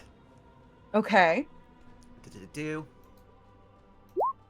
I, as a survivor, people basically take a look at my eyes, realize they don't want to deal with me unless I'm going to help them. They want to get as far away from me as possible. I'm banking on the animal being able to recognize that in my eyes, too. I will say this. For the purposes of combat, because usually this is something that you would use like outside of combat, I will say for this, I will allow you to use it as a bonus action, and I will have you roll an intimidation check. I am very fine with that. It's very fair. Now I just wish Branson had anything in intimidation. But I'll take that 16. All right, you'll find out what happens on its turn. That's it. All right, Ephestial. Okay. I may have a silly idea. Seeing that Branson has this wolf pretty much under control, may I crawl underneath the carriage to get behind the guy who is attacking Razvan? So going from like here to here, but underneath the cover of the carriage, so I'm not spotted. And I'm going to cast a shocking. Whoop. Okay, wait. You want to press the version that's on the center of your front sheet. That'll do the attack. It just gave me an input value. I think I don't know what that. What were you I trying to? guess that's correct. Okay. There Oh we go. yeah, because it's a spell save DC. So a shocking grasp on the Oh, guy attacking amazing. Razvan. Amazing. Roll your damage. Hold on. I'm shuffling through a lot of tabs. And that'll be an 11 lightning damage. 11 lightning as this shock him like straight up his spine.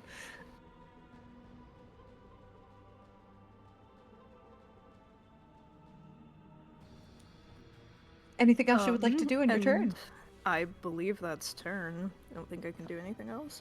Okay. It's now his turn. Oh no. He doesn't like this murder sandwich that he is a part of. And he is going to eeny, meeny, miny, you. He is going to turn about face. Nope, that is Razvan's token. I'm trying to make the guy turn about face. You're just gonna have to bear with me because it keeps wanting me to move Razvan's token. And he is going to go in for a slash, a Festial. Does a 18 hit. That sure does.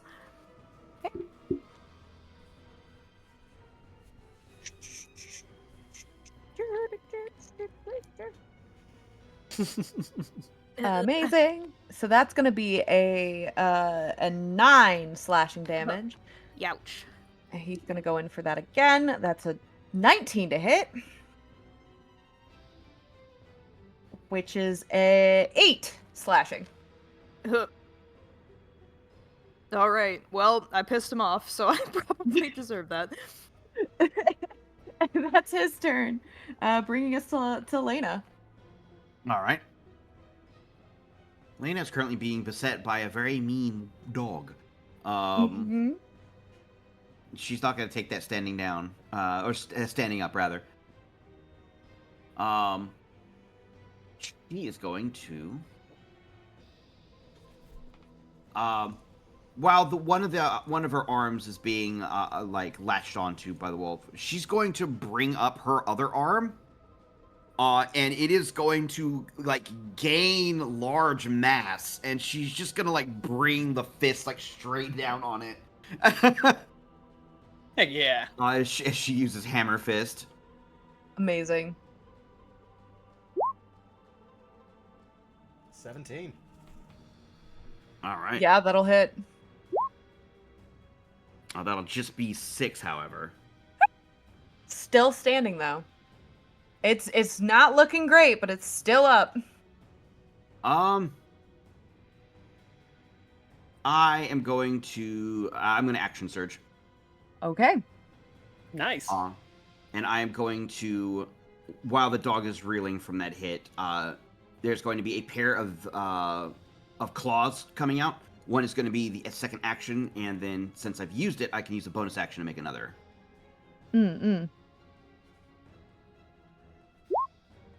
That'll be a miss. That will be a miss. I'm so sorry. Oh, come on. That will be a miss. I'm so sorry. And it will use Oh it. boy. I can't remember if it used its reaction already. That was last turn, wasn't it? Yeah, that was last turn. Yeah, it's gonna use its reaction. This is really funny. On the bright side, it Did it using mean- its reaction means Humphrey can walk away safely. I'm just putting No, that out. Yeah. this is true, but also a natural one. Both Oh, of you okay. could technically use your reaction to take opportunity attacks. Sure, why not? This is funny. This is just a wild scrum. I'm gonna punch it again with Hammer Fist. Yep. Oh, 19. Nice. 19 to hit. I like to imagine Bad dog, you bad try to dog. go, you try to bap it with your fist. It tries to like catch your fist in its mouth, and both of you miss, and then you go in for the second and bap it on the snoot. For 9 damage that time. Lethal or non-lethal?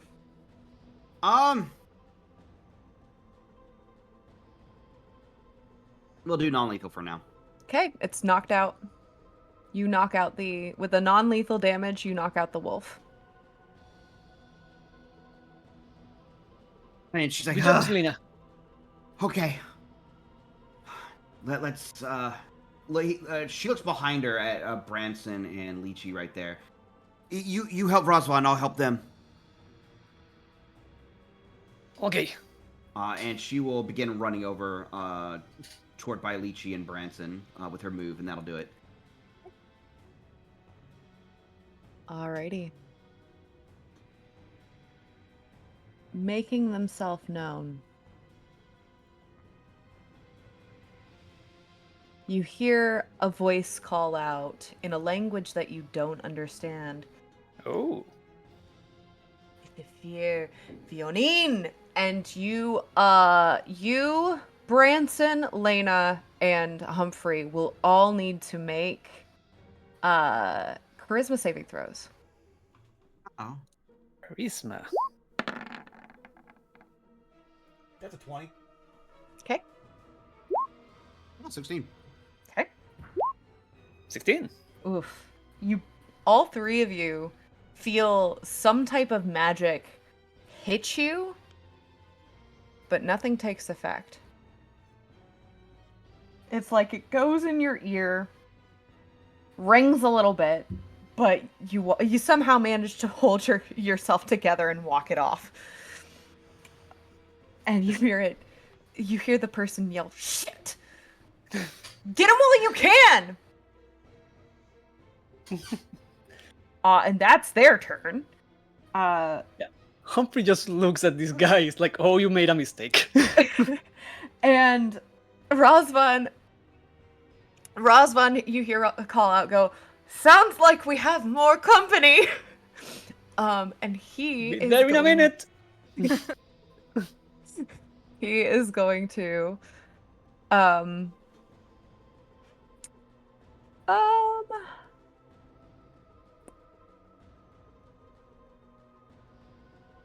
you know what? Yeah, why not? He begins to verbally just sort of whisper, like, "Your darkest fears are to become known." And just all of you hear nothing, but he's gonna cast dissonant whispers. Ooh.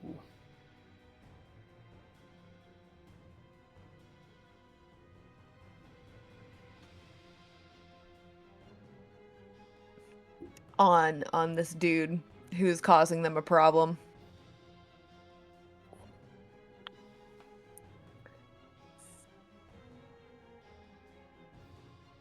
Fortunately,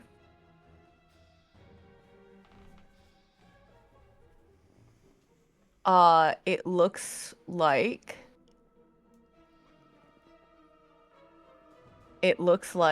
yeah, that's a failure. Cool. That's fun. And I will mark mark down that he used a spell slot. Has he 8 psychic damage is still damage. Especially to a caster. Hmm.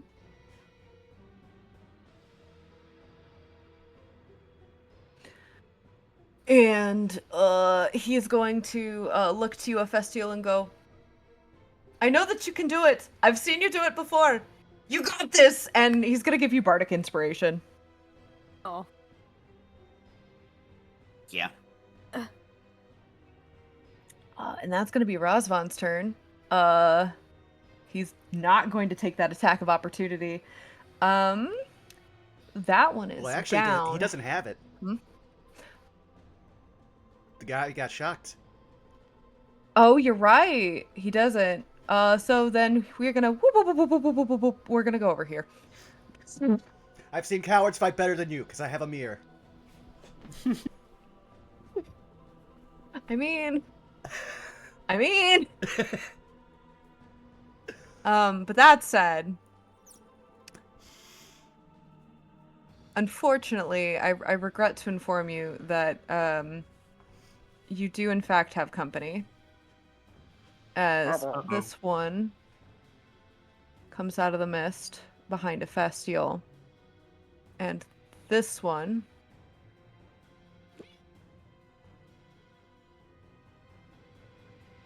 comes out of the mist. Whoops, that was not what I wanted to do. And is going to use a dash action to get up all the way up to here.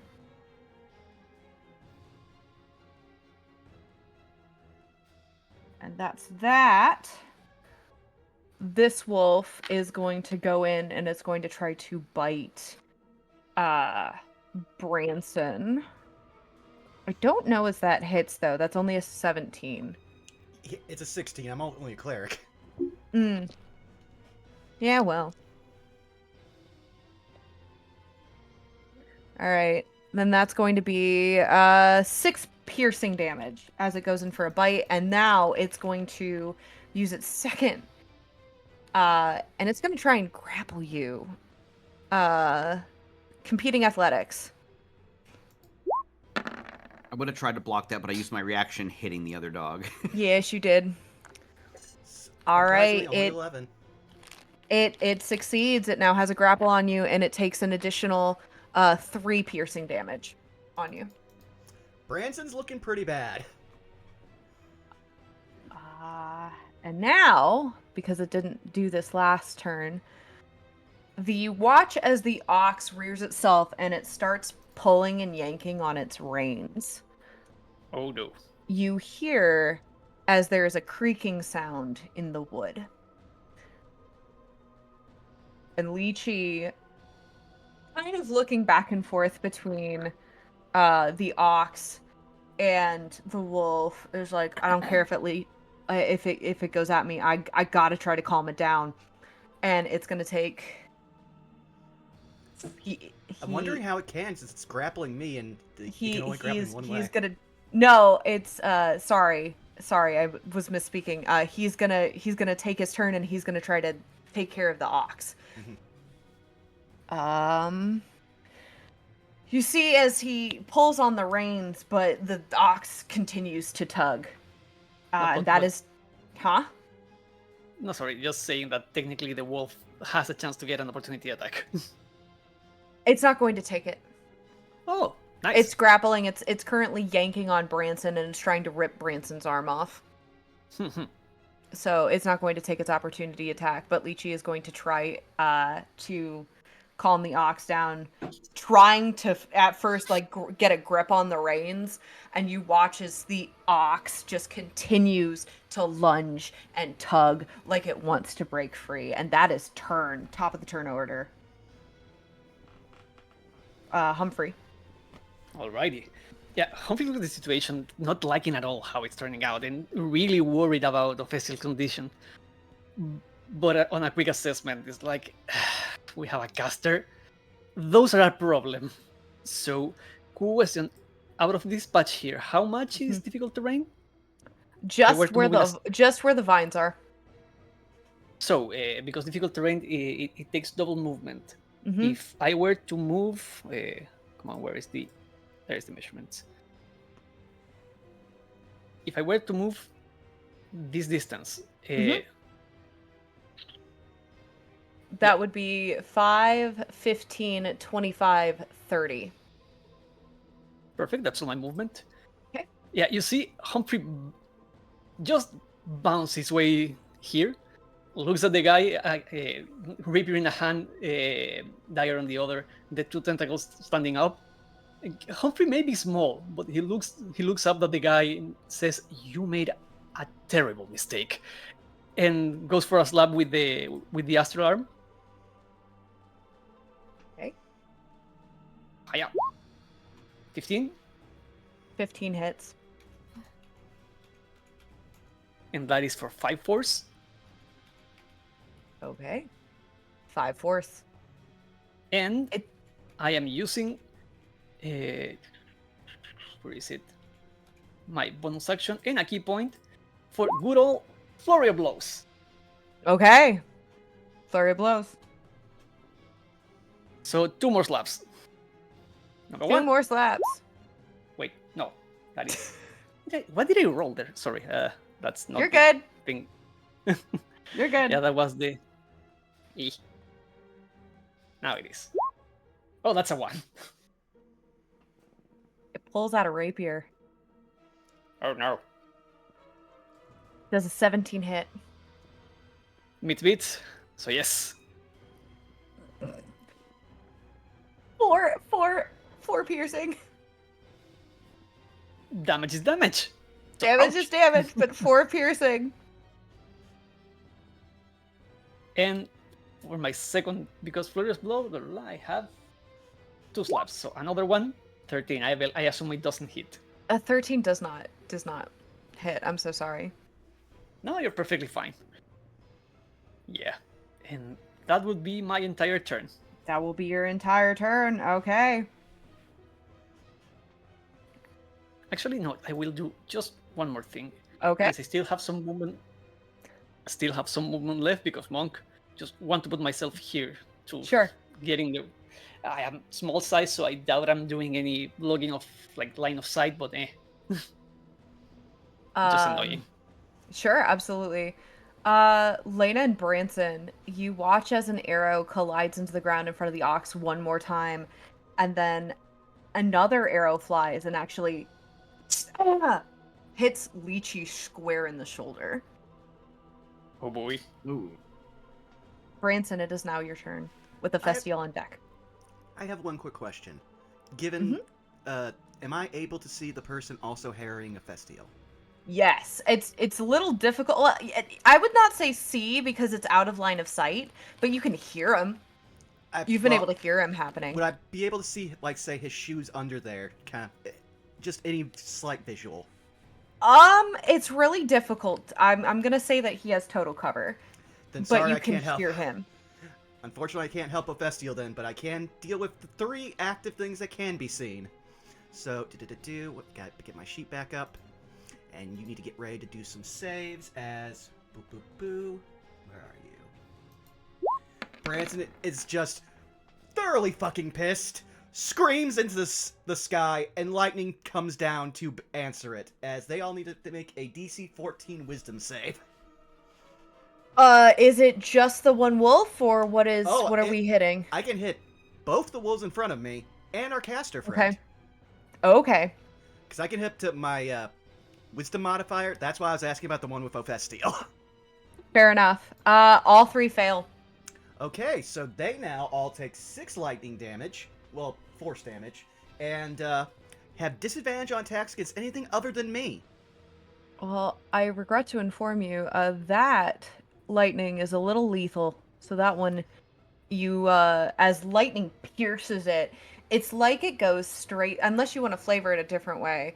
That lightning bolt like shocks it straight through from the nose to its tail, and practically fries the thing in front of you, and it lets go of your arm, dropping dead. The second one, on the other hand, definitely feels that shock and lets out another. Mm-hmm. Well then, Branson will then just at that point say, "Mend as do. I also want to point out, I'm so sorry. I just feel like this is funny. When you let out that shock, you hear a come from the spellcaster by Humphrey.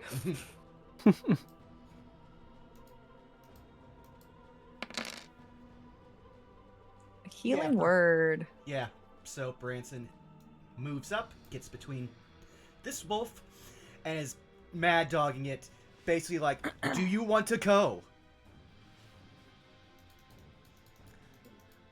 I would say you also probably see that the arrow literally just forces its way out of his wound. Are you, for healing word, who are you healing? Yourself? Yes. Okay. Listen, I'm the tank. I'm supposed to be taking the hits, but I understand. I just want to double check. you're good.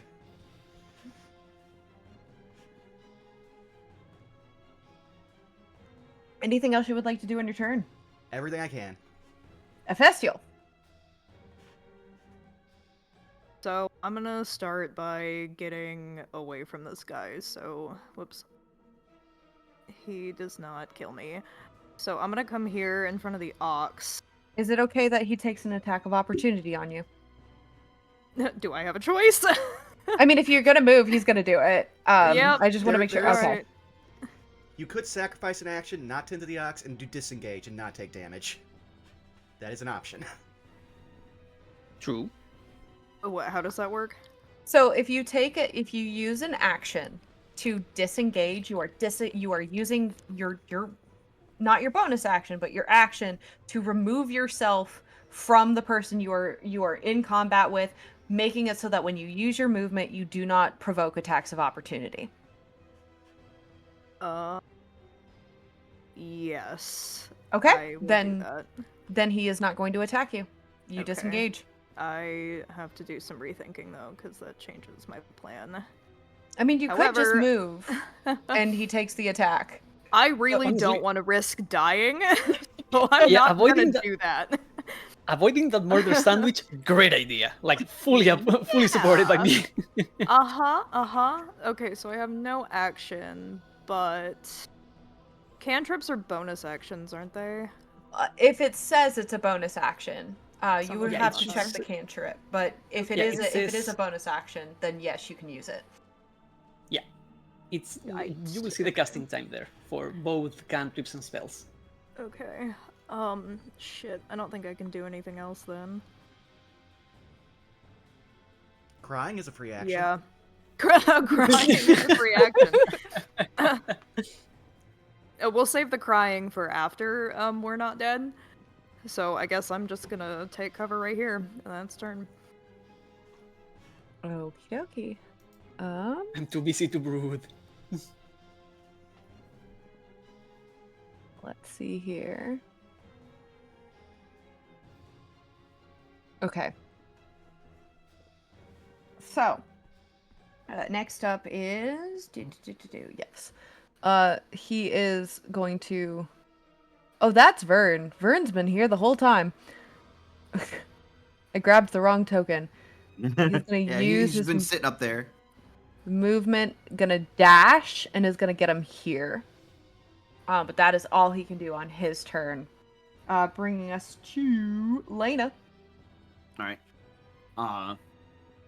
As Branson's moving up there, Lena is going to jump in front of. It's gonna like, almost like running straight at Ophestial, but kind of like almost like pirouette, like spins around the front of him to end up right here. And as she spins, she's going to like bring the halberd forward and just do like a wide carving scythe like outward to strike the person that's like running up through the difficult area. Okay. I love how the two martial focus characters have mastered the football spin move. Right. That's a 21. 21 hits. 21. There it is. 21. 21. Ooh, 11. 11's good damage. She will otherwise keep her position right there, making sure to cause anybody problems that tries to mess with the ox or Ophestial.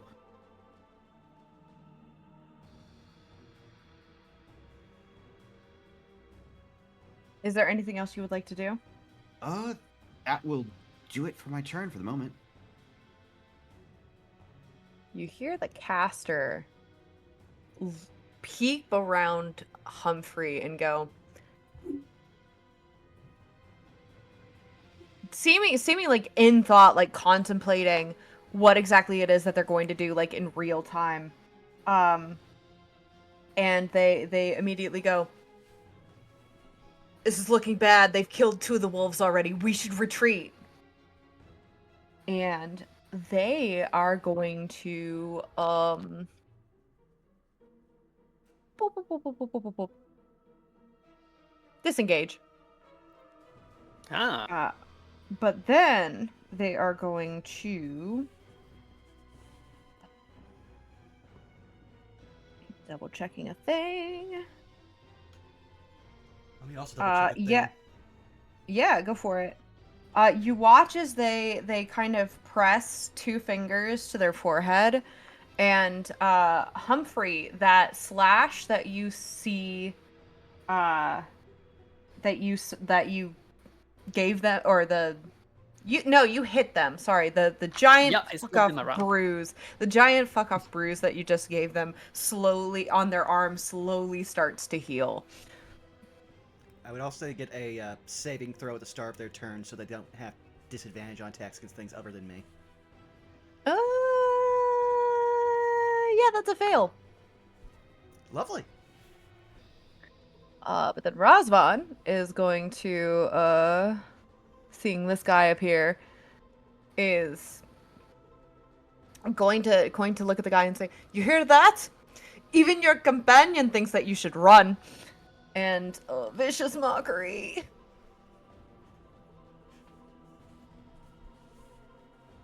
I apologize. My attempt at his accent is not very good. You are doing a fantastic job. Thank you. You just like hear it from the crowd, like Zenbeg, "You're doing great, sweetie." Unfortunately, that does not. The guy seems to shoot Razvan a glare, and Razvan's like, "Oh."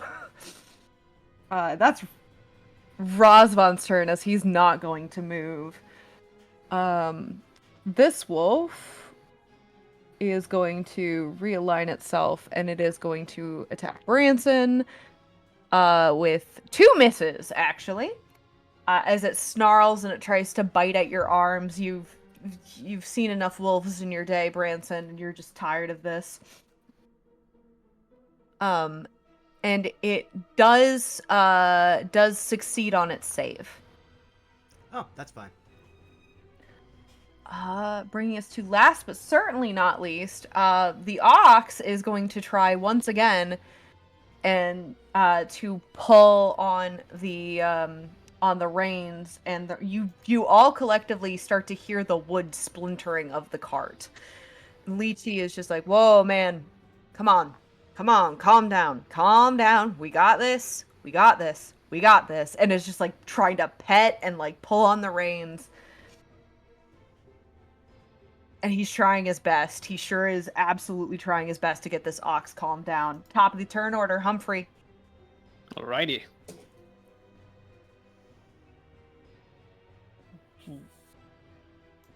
Humphrey considers for a second, but party is grouping together. Things are looking better, and he just does not like this guy. So once again, he will bounce his way towards him, like the jelly he is. Land in front is like, "Oh, come on, we're just getting started," and slap it around again. We're just getting started, bitch slap. 24? Yeah, that's gonna hit. Ooh. I It's a cat repeat. fight. I repeat. We're just getting started, bitch slap. And since I still have key, flurry of blows again. So, Oh my gosh. going for seconds, 20. Oh my gosh. Yeah. Hit 'em. And 13, I believe, does not hit. Does not hit. You go in for that third hit, and it reaches up to bat the arm away and goes, "Would you stop?" I don't know, would you surrender? What does it look like I'm trying to It looks like you're running away. I have questions for you. That'll be will that be your turn? That will be my turn. All right. Interesting. I'm so sorry, Ephestial. As an arrow flies and you take 8 points of piercing to the back. Fuck. Okay. Where did that come from, out of curiosity? You Yeah, would what have to roll a direction? perception check. I'm wondering if I can interception technique. Can I it. discern it as the Oh, person you could, who you got could. arrowed? You could interception. I will permit that. Okay. Okay. I will pop my reaction to use interception technique. Okay. And Lena will attempt to hearing the keen sound of an arrow flying will suddenly like reflexively like reach around with one of her like wooden arms and try to slash it out of the air. Okay. Oh, got it all. You Holy managed to get it nice. all. Yep, no damage. As you, I like to Wipe imagine sweat off you're brow. yeah. I like to imagine you aren't a monk, but you like catch the arrow as it's right about to hit Ephestial's back. You're like a ninja. But there's also Being the blind sickening crack confers as it like benefit. disconnects his like elbow to do it. Yeah, you've got like weird daredevil powers. And as if on cue, a second arrow misses everyone collectively and lands into the mud right here. Your archer sucks. Points to the several people who has actually been hit. Do not antagonize. Yeah, we don't need them anymore angry. That'll be that one's turn. Branson, with Ephestial on deck. Well then. Move up, protect Lychee, and see better. Also, let me just do a quick check on range here. Ah, one shy. Damn. I almost would have spoiled your... Well, it's more if I almost would have accidentally spoiled Humphrey's attempt for interrogation, because if it had been 1 5-foot square closer, he'd be getting hand-axed. You know the sound of the thieves from Spyro. Na na na na na. But, Lots of Na, na, na, core na, na. memory. but since this wolf did That's- learn the... Oh, go ahead. I was gonna say that's the energy of you glaring at the spellcaster, and they just like na na na na na. And then he will answer that this by also teaching this wolf why it should stop, as he reverses edge on his axe again, buries the spike end. I couldn't remember the term for it, but buries that into it with another inflict wound with a 20, Oh yeah. and does 17 necrotic damage. Oof. Oof. It's barely hanging on, but it's looking at you and it's snarling and it's drooling. Well then, unfortunately I can't use a bonus action to do a spell. But wait a second. I can offhand attack it.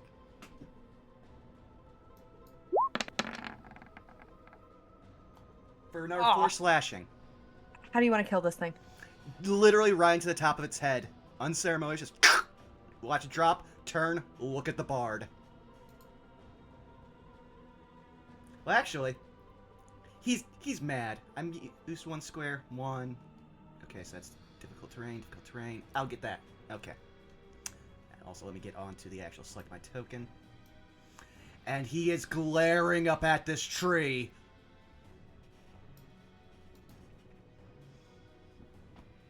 He's had a day, but that's the end of my turn.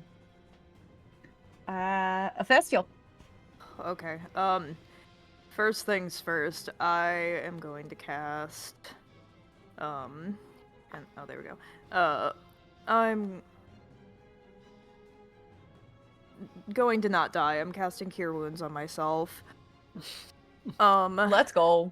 And that'll be a 8 plus 3, so a 10. Okay. Yeah. And out of some real rage for this guy that nearly killed him, I'm going to use a bonus action to wild shape. Okay. Oh shit.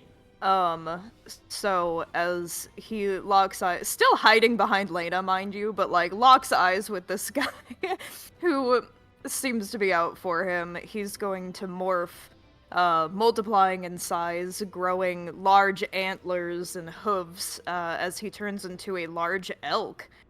Okay. And his eyes are locked on this man. Give me just a second, my friend, as I need to see. For your sake, I'm just gonna continue to use your token. But yeah, okay. So I need to make you a size category larger. Big. Big. Best deal. Yeah, that's a giant elk. Gorgeous creature. Very angry. Big mad. Just a snort right behind Lena's head. Just like blows Yeah, her don't head hair panic. forward. I realized I did this behind the blind woman. That was probably mean. I love the imagery too of like Just all of a sudden it's like that the horror movie trope where you feel something breathe on your shoulder. Yeah, but I want to point out too, like I've always thought about this. The fact that like wild shape, this is gruesome, right? Like we're talking bones and tendons popping as you grow it's to be. pretty nightmarish. It's Yeah. Half this party terrifying. is doing body horror stuff. It's Humphrey, Lena, and Ophestial. It's like Just like growing, your face morphs as your jaw extends, right? Yeah, Leechy's things watching sprout you from your head. You, mortified. Leechy is watching you mortified, and Lena just doesn't notice a thing. Sorry, Lena. You're doing great, buddy. Rosbud's also looking over. I wish I had a rosé right now. I'm like, oh shit. Cheers, Ross, my like, I wish I had more. Cheers. I need more. Cheers, my friend. Cheers. Anything else you would like to do on your turn? Oh, nope, that's it. All right. It's that guy's turn. He's gonna make some decisions. He's gonna make some poor decisions, but he's gonna make some decisions. He's gonna come over here, and he's gonna use his first attack, and he's gonna try to hit the reins of the wagon. Oh. Now I wish I had interception because I could block that. Damn. You watch as, though it doesn't fully cut through, you watch as his sword comes down and splinters into the wood. He's going to take his second attack, and he's going to attack you, Lena. And he's going to miss terrifically. It's not a critical failure, but that's a 2 on the die, so... it's your turn. My good friend, Lena. All right. Let's see here.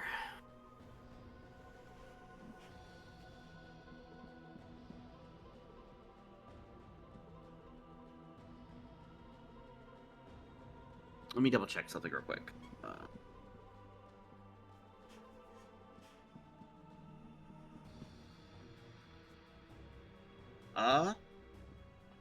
She is going to, you see her bring up, that, like, enlarged, like, hand, and you actually see it do something strange that you've not seen before yet. And you almost see, like, the hand kind of, like, crunch inward, and it forms into, like, a long singular tendril for a second, and it almost, like, bull whips out, like, toward the person's feet as she will use Vicious Lash, which is an attack. Funny enough, this normally has 15 feet of reach. But will be used this close. What's up with this group and tentacles? I'm not sure if a 14 hits or not. A 14 does not hit. Damn. All right. I'm so sorry. Not a problem. If it would have connected, they would have had to make a strength save or be knocked prone. In that case, she will just hold her position here. There's no afforded bonus action she can do, at least at this juncture. So that'll do it. Although she does kind of like look over her shoulder for a second and say, I hope that's a friend. He just like huffs. I'll take that as a yes, she says.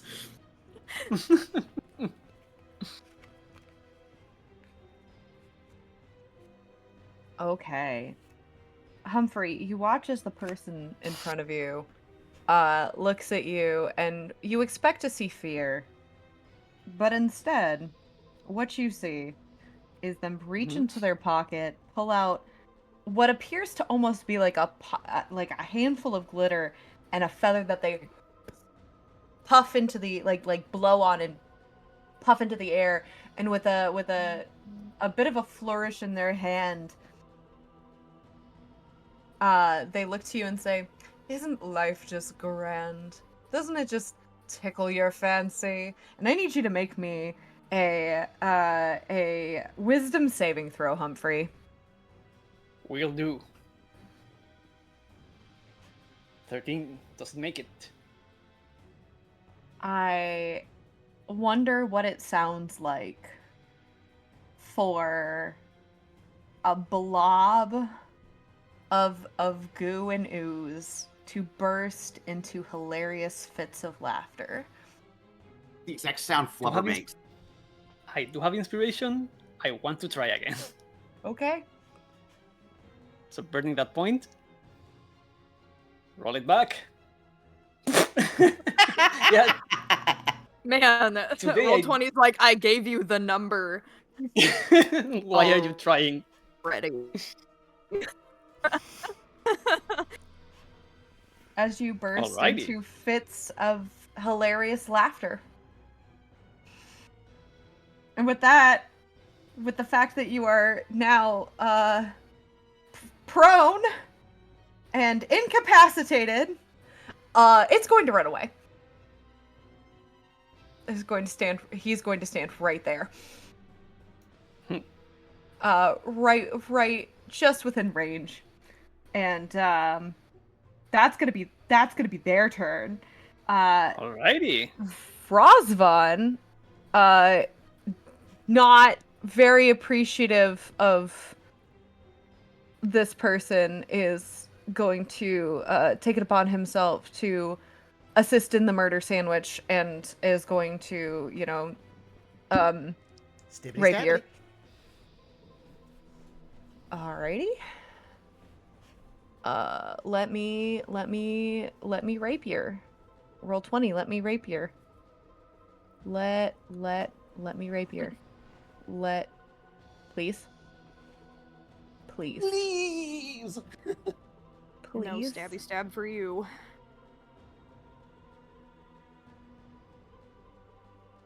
Yeah. That's a pretty good one. Butt stabbing. +2. Huh? Is it butt stabbing? Yeah. But stabbing. What's the bar? +3. That's 9. It's pretty good damage. As he stabs him in the leg, and he lets out the guy in front of him lets out a cry. Rosvan is going to look over to Lena and go, "I believe in you. Seen you do it before. Just like a festival. You got this." And bardic inspiration. She uses one of the mini arms to give a thumbs up.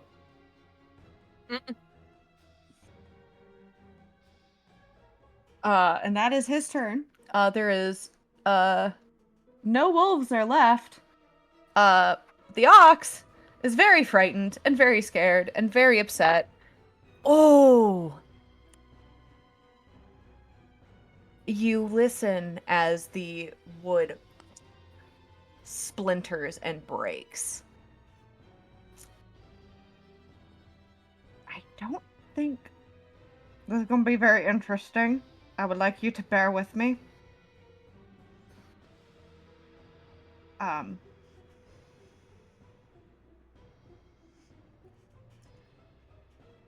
Give me just a moment. I am looking up a thing.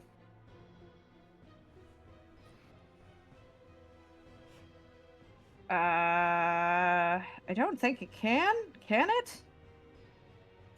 Oh, it can! Oh, It can.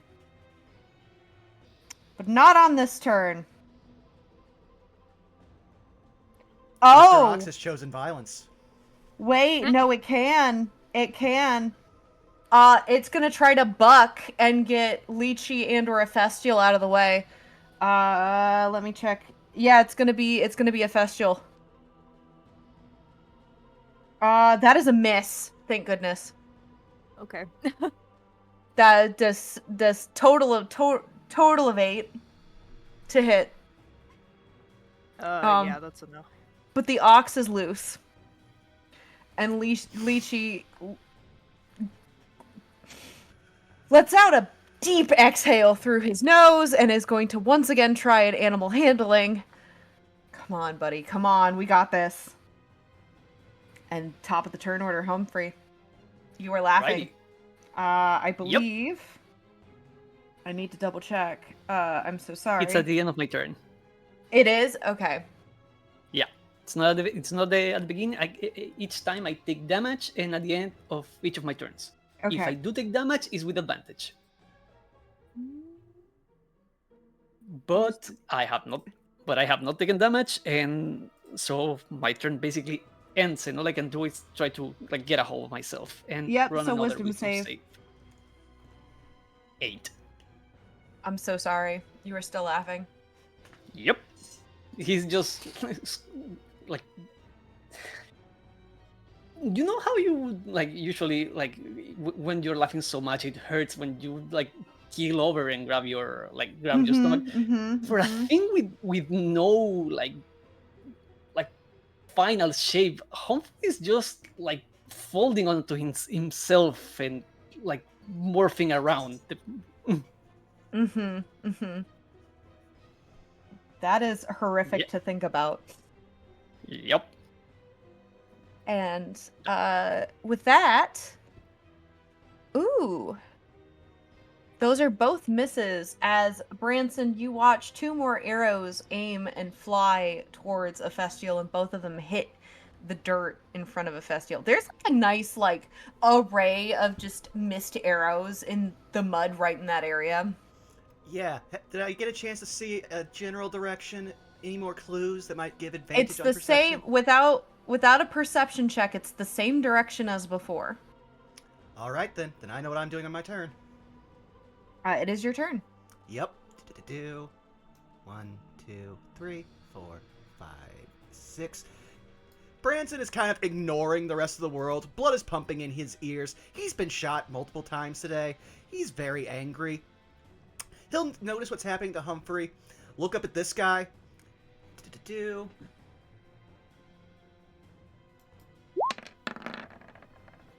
23. He takes 3 slashing damage and have to make a con check. It's technically with disadvantage because you don't know where he is. I'm not throwing it at the guy in the archer. Oh, I'm you're throwing not? I'm throwing it at the mage. Because it's Oh, I'm so sorry. I'm so sorry. I misunderstood. Yeah, that hits. And you take a finger off with that, by the way. Lovely. That'll make somatic components much harder. And then he is going to stare up into this tree and hopefully find our sniper. Also, concentration. I did. They are still maintaining concentration, but they are lacking a finger, and they're like, oh God. He doesn't see. Actually, no, I sees have not. inspiration. I'm burning it. Okay. Nat 20. See, Whoa! that's what you want.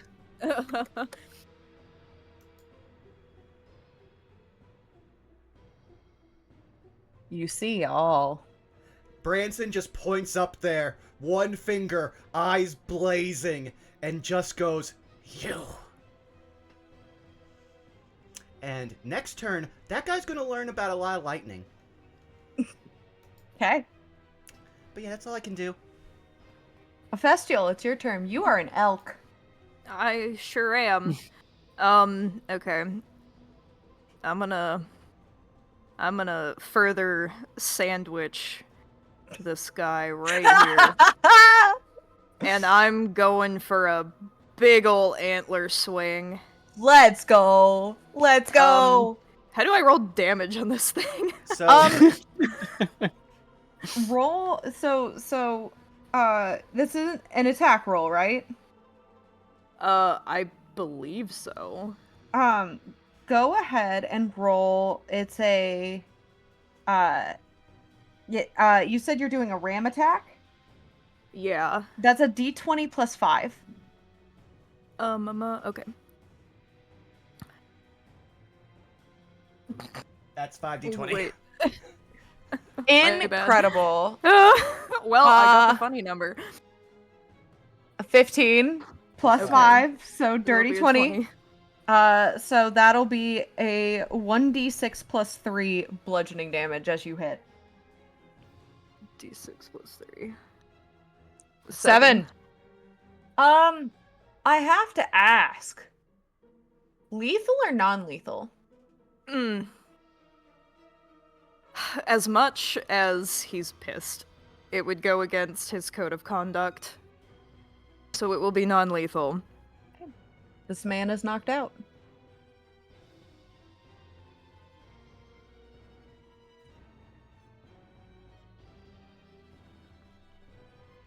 Alright, I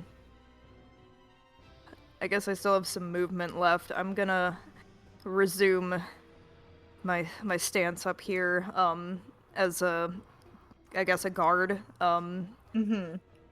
to protect the Ox and Lychee from the sniper. And I will redirect my attention that way, and that'll end my turn. Alrighty, that'll end your turn.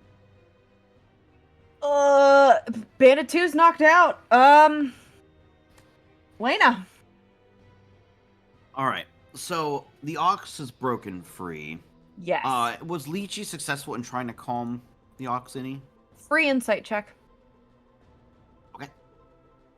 This is not. If not, I have an idea. Up to 2. You have no idea. All right. I really want to try and keep Mr. Ox from running off, so I have an idea, but it also might freak it out more. You can always try.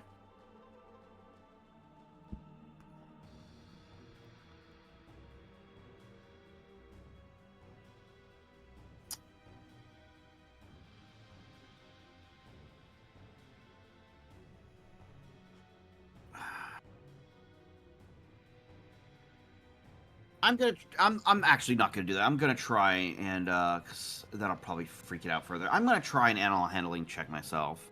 Okay. Animal handling. And try and calm the I calm the will ox down. give you advantage because Lychee is also trying to do that. Okay. And we will say for this turn, I'm going out of turn, but it's fine. He's gonna give you the help action. Gotcha. Okay. Fine, because I said so. Ugh. 9. You've got Bardic Inspiration. I do. That's right. It's a D6, right? Mm-hmm. 13. There seems to be a bit of recognition in the Ox's eyes. To you. Okay. Yeah. The You will see exactly what it does on its turn, but you see some recognition in its eyes. Okay. That will just be her turn for now because Branson is certainly going to run those people down. Mm-hmm. And with that, this person is going to go over here and is going to... Well, actually, I won't say where they're going, but they're going to take the hide action. And are going to seemingly vanish into the mist.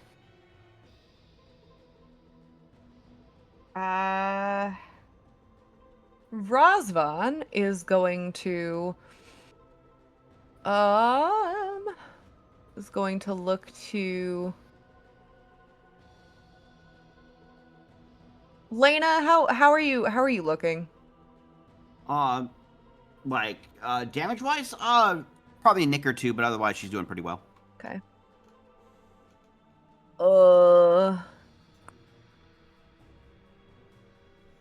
I don't know if there's anything he could do. It'd be great if he chose for some You know reason what? calm emotion. Nope. You know what? Is going to look at the ox and say, come on. We're all friends here. And because it says creature,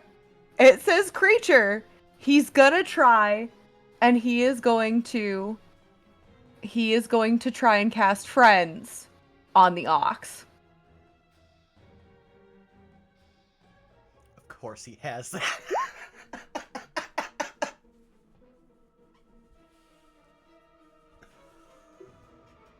And I don't know if you knew this, but oxes are not exactly the smartest creatures.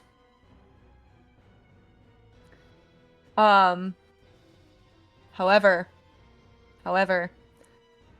as he casts friends on the ox, you see as the ox sort of stops tapping its feet, like it's getting ready to charge, and seems to chill out just a little bit as Razvan makes his comment. That's his turn. And the ox, between the three of you, looks calmer.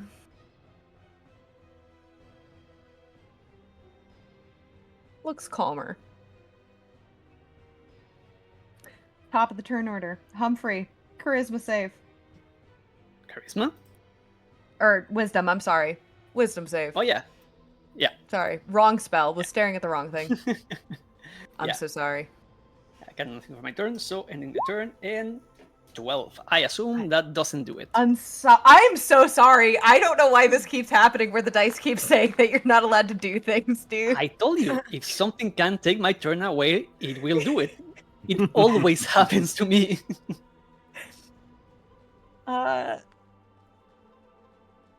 Pew pew. So that's turn. Yeah, that's turn. Pew pew at Branson. Both miss. Branson hasn't changed his pose, just pointing up at this guy, glaring death. It's your turn. Oh, yes. He is promising death. He is breaking out one of his mainstays now, guys. Can you guess what it is? As a certain blast of lightning shoots from his forehead? Thinking about killing you. So that's 16 psychic damage? If I on a fail, right? Yes. Yeah, I think it's halvesies on a success. It's halvesies. Damn. Now he can actually get away from me. That was half the reason why I used that spell instead of something different. I guess I'll have to do the next best thing next turn. But still... Oh, wait a second. He can still do one thing.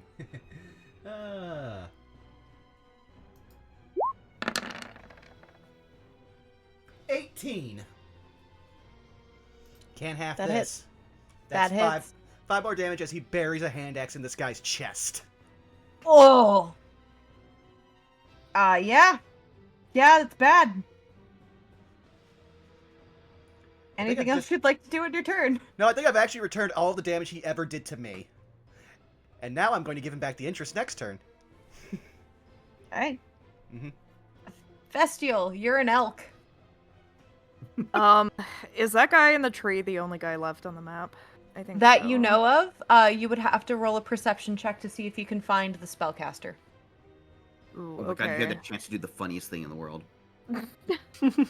I guess I'm gonna do that. I don't really know what else I can do. I'll try to find the spellcaster. Is it perception?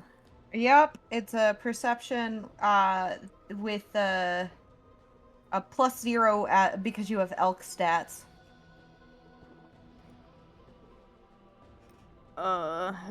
Just It'll with, be a um, 10 without, yeah. With wild shape, do you- you actually keep your mental statistics. Oh, do you? Okay, Yes, I'm so you keep sorry. your mental statistics, alignment, personality. Then and so forth. 11. Well, Okay, it'll then be you're 11. really lucky, bud. You're really lucky, bud.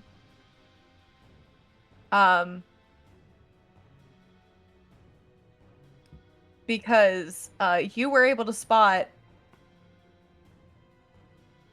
is here. I will not reveal because no one else can see on the map just yet, but is here. Can I see where Can you that see? is? I Okay, can't. can you see I'm my? not seeing- Is it not? Yeah. I'm not seeing any pings. Oh, that's weird. Okay, then hold on. Let me just. There. Is there? Okay. Is here. Is here. Okay, I see it now. Roll20 really said I don't have rights today. Apparently not. They're like, so you think you're a DM, huh? Okay. I guess all I can do is move, so I'm gonna come up here next to Humphrey.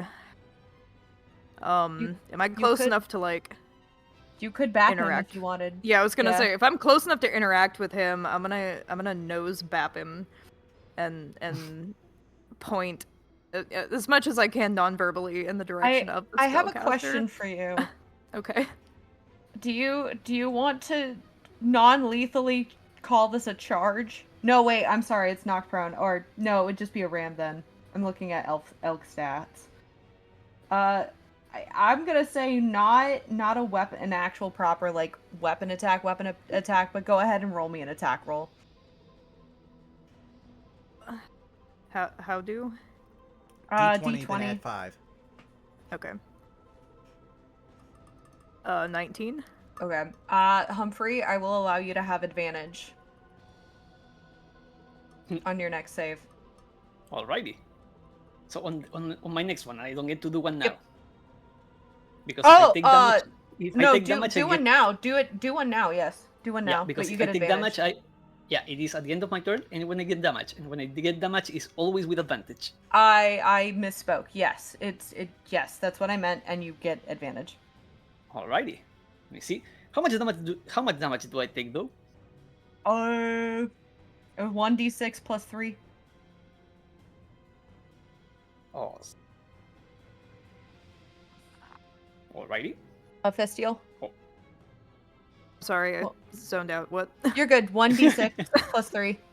1d6 You are hitting me. plus 3. Okay, no, I'm done. I'm gonna disassociate for a second. Okay. 8 non-lethal bludgeoning. Awesome. That is voila. And for that's Let's better. go! Ooh. You didn't need advantage. Yeah, he's up. He stops laughing. Finally. Is there anything else you would like to do on your turn, Festial? That'll do it. Okay. Bandit 2 is knocked unconscious. Lena. All right.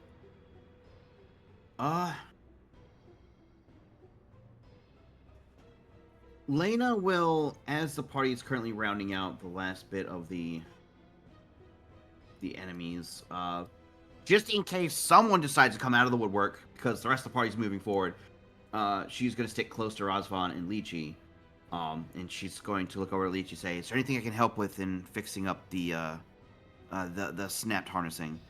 We gotta get him tied down, because otherwise he can't pull. Okay. I And could can- try if something, but someone- I'd be...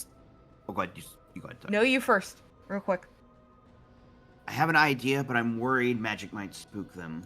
But I do have something that could at least tie him up temporarily. I've got friends on him. Should be okay. And that's as much as you can do in 6 seconds. Okay. Talking wise. You can do things, but talking wise, that's as much as I will permit in 6 seconds. Okay. Yeah, because she's worried like casting magic on the ox might spook him. But Well- she does have something that can technically help. Okay. She has. Now this would be up to like DM Fiat on like how if we could work this to maybe help in this situation. But I'll link the cantrip because I got it through Magic Initiate. I have Idolic Chains. A creature that you see within range must succeed on a athletics or acrobatics check versus my spell DC or be grappled. Basically, like vines and things hold them in place. You are Or, welcome like- to try. Okay. I'm going to see if I can finagle it to try and have the basically the like gnarled vines or chains try to like hold him to the like broken harnessing, kind of like try to hold it together. Mm-hmm. So she will cast that. And you succeed. Okay. It doesn't do damage or anything. It's technically No. grappled in place, normally to the Yes. ground, but I'm trying to do it to where it's the caravan. Yes. Okay. She will look over and says, I can cast this as much as needed, but it only typically holds together for about a minute or so at a time. But it should get us at least out of the immediate area quickly. And that's your turn, unless you're gonna do anything else. Nope, that'll do it. Okay. The spellcaster is going to move again, seeing that their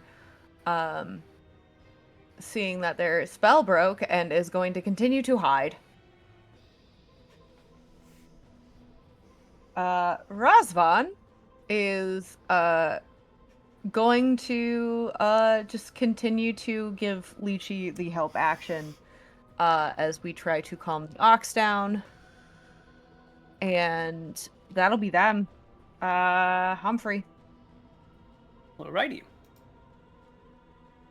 Humphrey, first of all, composes himself, looks at the giant elk. Thank you. He nods. The caster is hiding, right? Yep. You can, in fact, do a perception to find, but that will be yep. an action. Perfectly fine by me. Hello, where are you? Echolocation immediately. Humphrey says something so nice that they're forced to respond. Looks Half like of my they are movement. fleeing. Half of my movement is to stand up. Mm-hmm. So that still leaves me with 20 feet of movement. Mm-hmm. Which, where do we want to go? 20 here. Humphrey moves all the way here. Looks at the guy. Takes one of the. I do have my dagger in hand. So, no, the search was an action. No, I do not have bonus actions left. Just staring at the guy. That is turn. Once again, these Spyro sound.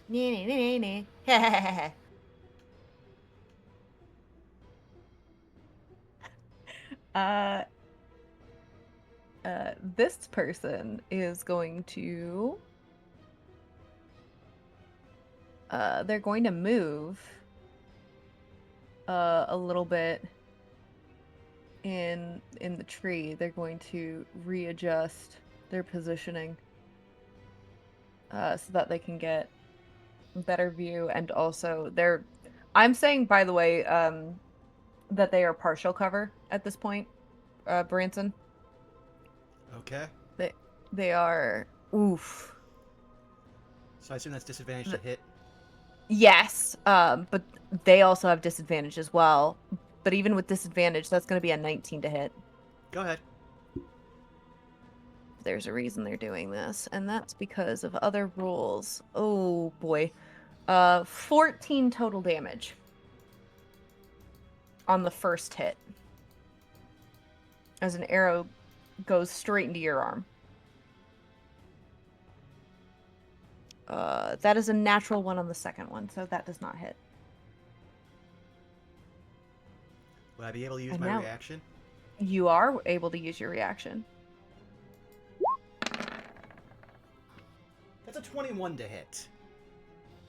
Yeah. That hits. That's another axe right next to the one in the center of his chest. Great! That's a lot of blood. Yeah, now I can find him wherever he is. Anything? It's now your turn. Yeah, now that I know exactly where he is, you're gonna watch as lightning charges around the end of Branson's main axe, crawls up his arm, follows to where he's pointing, and then he holds out all 5 fingers as do. I need to do this from the other side. Why do I keep going to my spell sheets to do this? A spell he's never cast before, but one of his domain spells. Oh. Witch Bolt. Yeah, 16. that hits. So that's 6 lightning damage. How's he looking? Not great. Definitely bleeding. A little charred. Branch sheathes his axe, reaches for one of his silvered hand axes that he keeps in his belt, because his usual axe throwing arm is, kind of electrifying someone. So, 14 might not hit. 14 does not hit. So I cut off a branch right behind him, Mm-hmm. and this man is now deciding, is this really worth it? Mm-hmm. And those tethers are basically around his ankles, wrists, and throat. Great. That's the end of my turn. Ephaestial. You're- So, I'm sorry. I was gonna say you're still an elk. Yeah. Silly idea. He's in the tree, correct? Yes. I'm gonna ram it. Go for I'm gonna it. ram the tree. Yes. Do a charge. Yep. So, we're gonna come up here and just let him have it. I'm gonna try to knock him down. So the fun thing is, if you do a proper charge, right? Which is what I'm assuming you're doing. Go ahead and roll your attack. Well, yeah. That'll be a Damn. 21. And on that charge, fails that saving throw. So go ahead and roll me, because we're going to include some fall damage in here. 4d6. 4d6. That'll be a 15. Plus 3, 18, and he is knocked out. Ooh. Just clean knocked out. Debatable whether or not they're dead. You will have to find out. But at the very least, Fine. knocked Fine. out. I At do the want to very point out. Knocked out, bleeding a little bit. Electrified? Well, no, being electrified, those tendrils have not left him. They're on his Family Guy fall. And possibly concussed. Anything else you would like to do on your turn? I think I pretty much covered it. I fucking love druids, man. Lena, it's your go.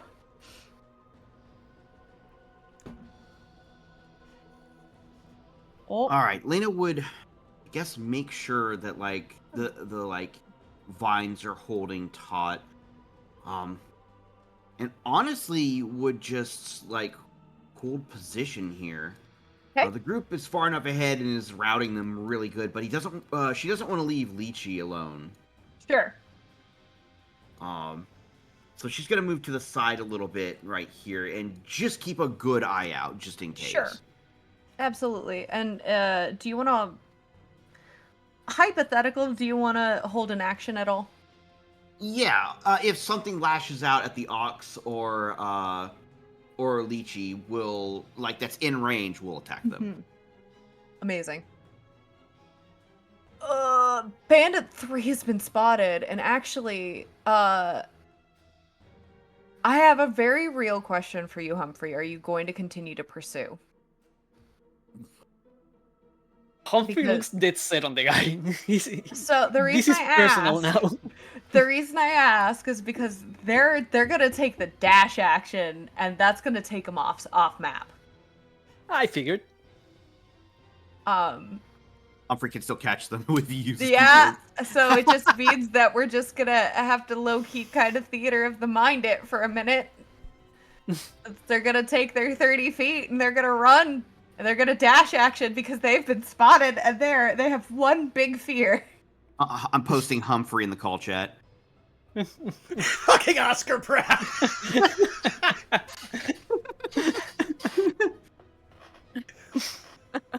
Yeah, bringing us to Razvan, who is actually realizing upon taking a solid look at everything, is going to a solid look at everything is going to cast Cure Wounds on Lychee, who has been bleeding. I'm gonna do it at 2nd level because I know things. I mean, to be fair, Razvan's the one person who can assess the immediate amount of blood Yep. loss. Yep. Okay. All right, and that's gonna be Razvan's turn. Top of the turn order, because the ox has been chilled out. Humphrey, you're gonna have to pretend that the bandit is another 30 feet off screen. I'm so sorry. Yeah, no, you're fine. You're fine. So this is 25, and that is. Question: do we have any other bandits? Or It's is... just this person. It's just this person.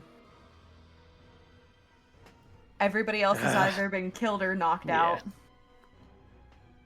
Nah, Humphrey looks at it really frustrated. Just watch it go away. Yup. And with that, we are out of initiative. We're still on the map, but we are out of initiative. I'd like to point out one thing. Yes. The guy starts burning. And Branson takes off the lightning and just walks over and matter-of-factly just... Oh, he's dead. He's Yeah. dead now. Yeah. Well, No one told Branson that we were taking So these much for people that one. non-lethally. You should communicate if you want live bodies with Branson. He only knows how to kill. And has gone this far with not actually killing people because he doesn't care about people. And before we move into the scene, we have gone 3 hours without a break. Would you all like to take a break? And would you Yes. like to go a little late tonight? That's fine. Fine by me. I cannot go late, but I definitely need a break. So I was gonna it's say, only can you- because I'm in the frigidity of my garage. Okay, right now. I was I'm gonna Fair so enough. cold. Mm-hmm. Fair enough. Fair enough. We can easily stay to time. I just wanted to check, but yeah, real quick, 5-minute break.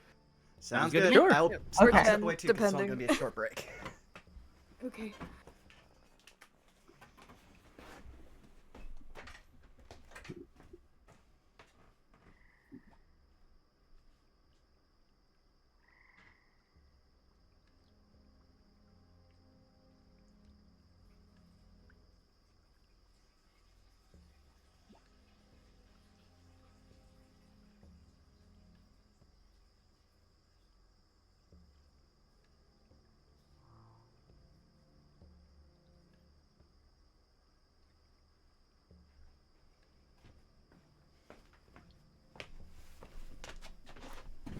Good session so far. Good session. And I'm back. Hey, welcome back. It's Nice. been a good run so far. Yes, and I'm surprised we kept up 30 people when at a certain point, I'm not sure if something glitched on my end for seeing certain viewer stats, but at one point Twitch thought we had 70 people. I know we had. I know Hat brought in like 30 something. Yeah. But for a long time, around 40 people were sticking around in chat during the Super Bowl of all things, so, eh.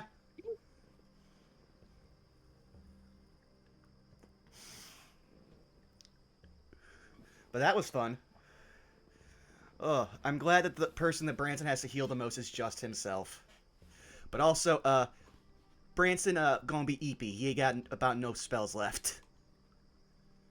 Yeah. Feel that. Feel that.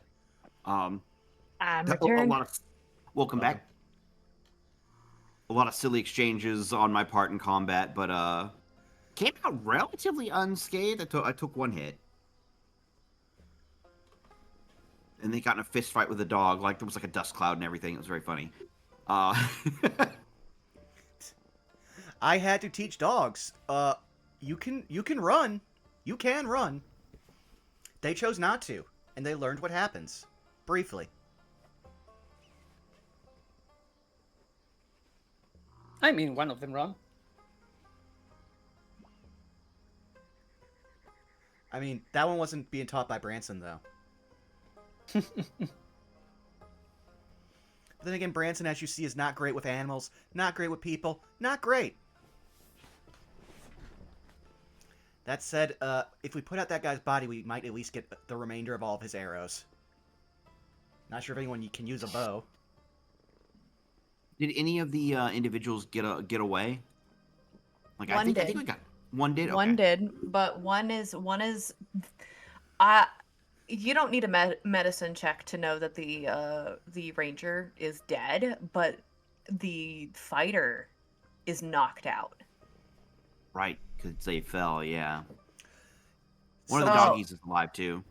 But I say someone should definitely tell Branson that we want him alive. Yep.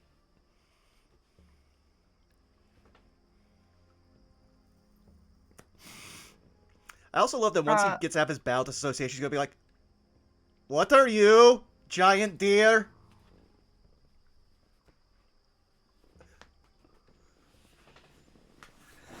Because during the battle, he just didn't question. He was just like, "Oh, great, he's on the ground. This makes this easier."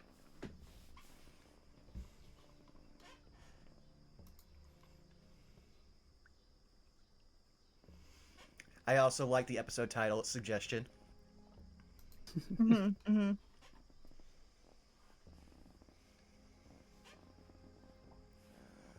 Oh, I cannot wait till we get to level 5. I need more spell slots. Consistency of the 5e fighter increases that level. I mean, at 6th level, then I am on par with the 5e fighter because I get 2 attacks with my Mark of the Grudge weapon. And if I'm fighting undead, I become the Blender.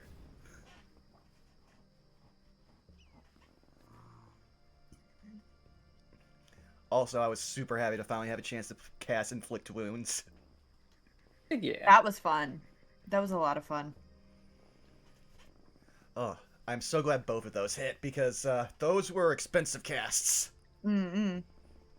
Also, Citric, you happy? I know we're not at the post, but like, you happy with your combat? I'm fine. I'm so sorry. It keeps becoming a thing of like, fail save, fail save, fail save, fail save. Oh, I told you I'm used to this. I just I told you the worst one was a 10-round encounter. When 10 rounds I did nothing. I went I like got up the table and went to make muffins. It's like, why am I here? Oh my god. Well, is everyone back? Sounds like it. All right. We're back to the map. I am not removing you all from the map at this moment in time. Mm-hmm.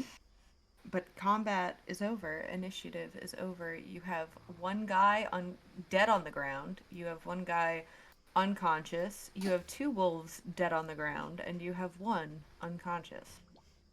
Well, as I was saying before we went on break, Branch just walks over matter of factly, pulls his 2 hand axes out of the actually no, yeah, he's got to pick up the 3rd, but just the 2 out of the guy. He's like, Then he turns around, looks at, why is there a giant elk here? Well, so I will say before I de-elk, his coloration pattern is a little interesting. He has a very like dappled Cool. fur. It's white based with like a dark gray speckled pattern. Like if you picture like a Dalmatian or like those Great Danes that have like the kind of white and gray speckles. He will de-elkify himself.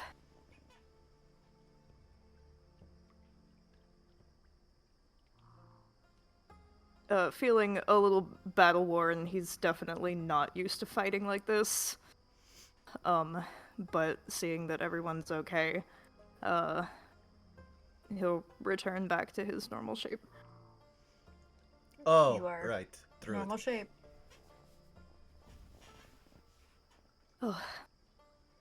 Oh man. I mean, I knew we would be fighting somebody, but I'm awfully worn out from that. Go rest against the 3. I'm going to put out the fire and see if this guy has anything useful on him.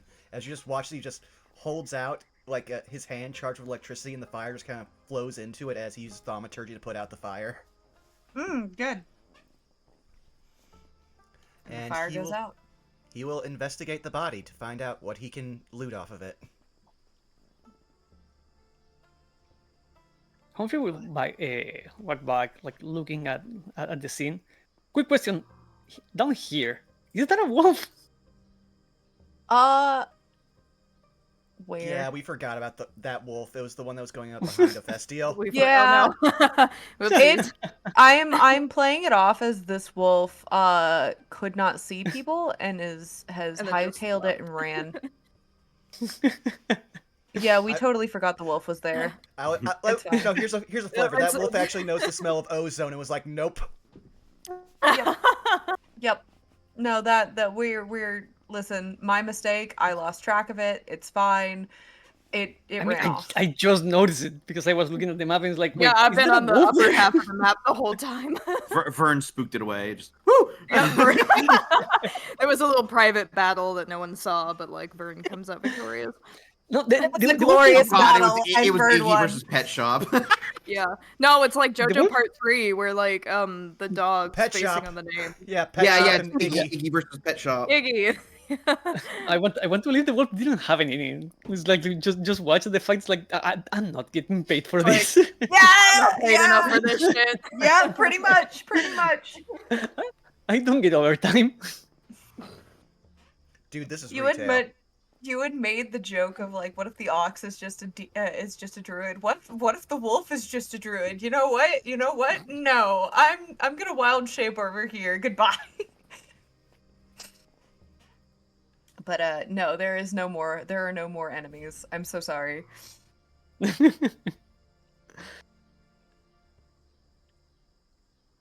But yeah, Humphrey just makes his way back.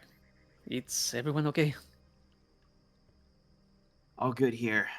We've managed to calm down Mr. Ox enough, and I've used a little magic to rudimentarily tie him back to the broken harnessing.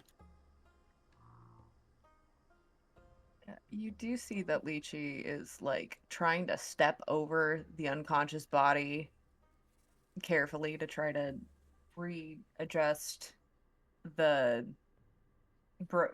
obviously the vines are there, but like trying to find a better solution. And he just kind of calls out, does anyone here have mending? I am not a mage myself, so no. Considering finding someone who knows mending was one of the parts of our deal, I think he would know. He's in Lychee's defense, he's kind of not focusing on that right now. Fair. He's focusing on the fact that his ox almost took off and ran. So he is not fully focused on that. You'll have to forgive him. Does anybody have mending or no? Okay. Well. And he like awkwardly like walks over the person. And he tries to...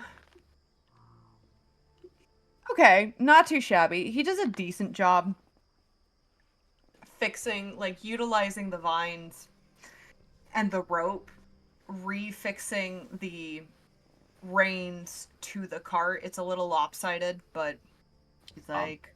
She would offer... Lena has some extra rope and some grappling hooks that she can offer. Oh, okay. She has 2 grappling hooks and some hempen rope. One grappling hook would suffice. How much rope, or are you just gonna use the whole thing? I got 50 feet of it. She would be willing to like cut it up into segments if it's needed. I don't think we're gonna need that whole thing, but I don't think you need to use any of it. If I can just use that grappling hook, we should be fine. Yeah, she'll take it off of her pack and hand it over. He is going to, I'm going to say that you give him, yeah, that definitely makes it better. So using your grappling hook and the rope that he already has, he readjusts and ties the reins in the harness to the wagon. And he looks at all of you and goes, really appreciate your help out there. Sorry I couldn't be more of use, but with them attacking the ox, I had my hands full. Mr. Litchi, you're perfectly fine. We are here for helping on that matter. You are not expected to fight, and we appreciate that you gave us a hand.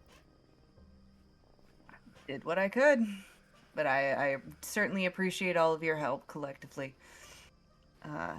If I... He just kind of pauses and looks down at the ground at the guy who's like unconscious and slightly moaning a little bit underneath his legs. I'm not sure of their motive.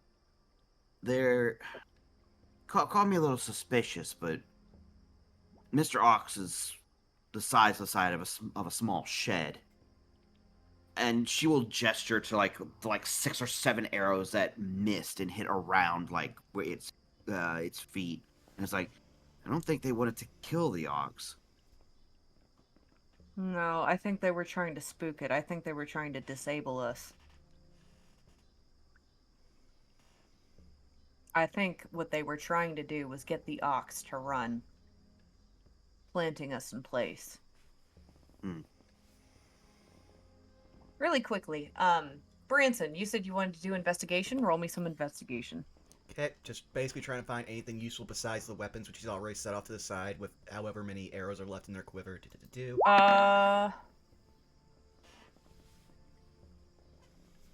18.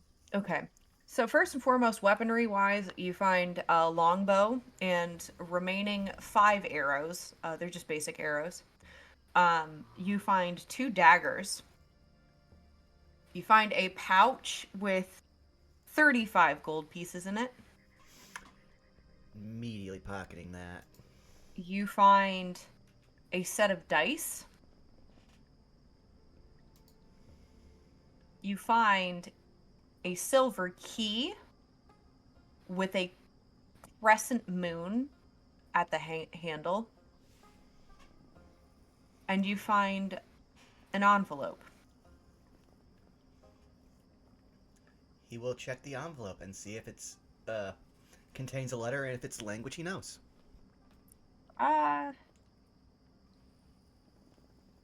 It's well, it's got a letter in it for sure. Let me check. Do you speak Elvish? No. You see a script that you do not recognize. Being that he did grow up around a certain amount of elves, would he at least be able to recognize it's Elvish?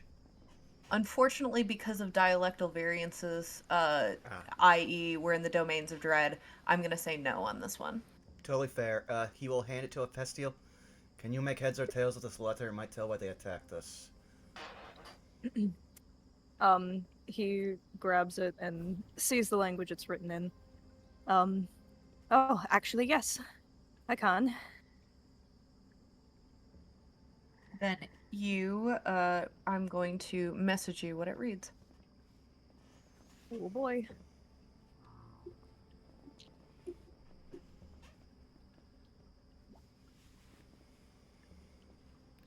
Meanwhile, that's happening. He'll just heft up the belongings he's got from him and gesture for you to follow as you read, so that way we can get back to the rest of the group.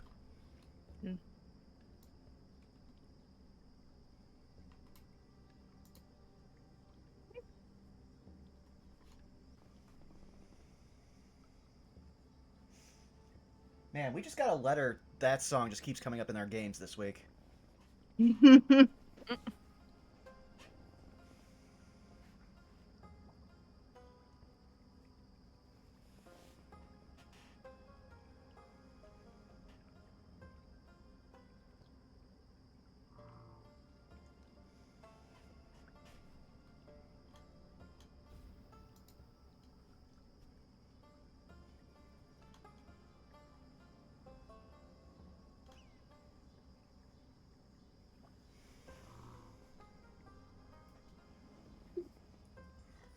Um.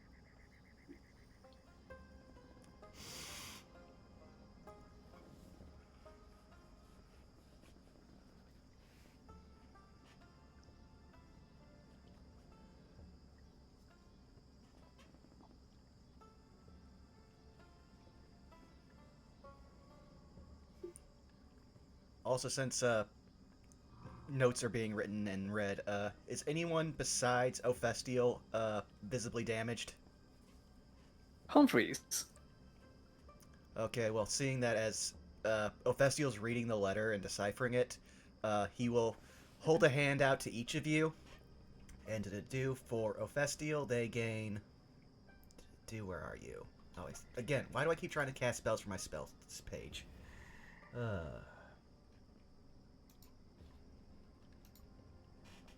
Ophestiel gets 12 health back, and Go. Humphrey, you get 8. Thank you. All right. As they're returning to the group, so we can read this for everyone. It says, "To the Withered Arrow, we've seen a group of travelers clearly not in allegiance with the Blood Moon Guild and doing business with some of our enemies and some unsavory neutral parties. Find them and either dispatch them or bring them to us in the Scald Outpost. Reward 1,000 gold pieces." They were on a job. It What? seems. What was the name again? The Blood Mood Guild, I believe. No. It's Oh, addressed to the Withered Arrow. Could be a group name for the individuals that we just encountered, if I were to take a guess. Most groups do have a traveling party name, she says, looking at the party.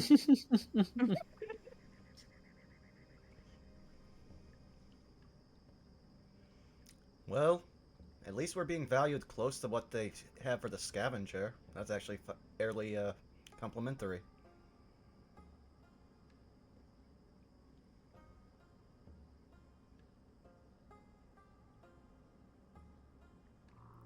This also means we now have to be careful around the Blood Moon Guild and Scald.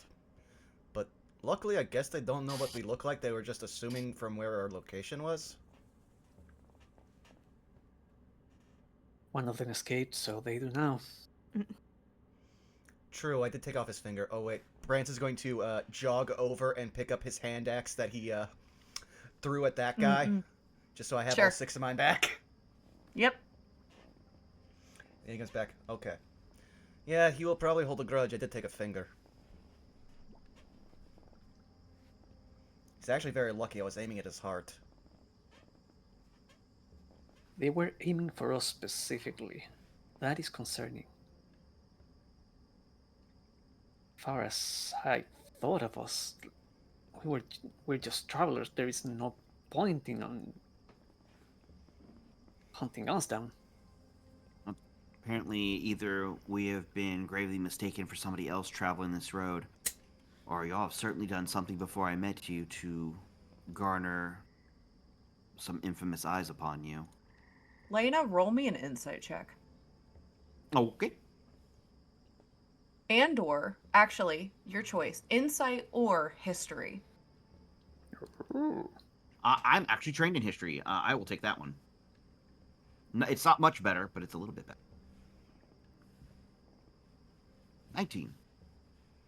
There's a moment where you say, "Y'all must have done something," and a light bulb goes off in your head.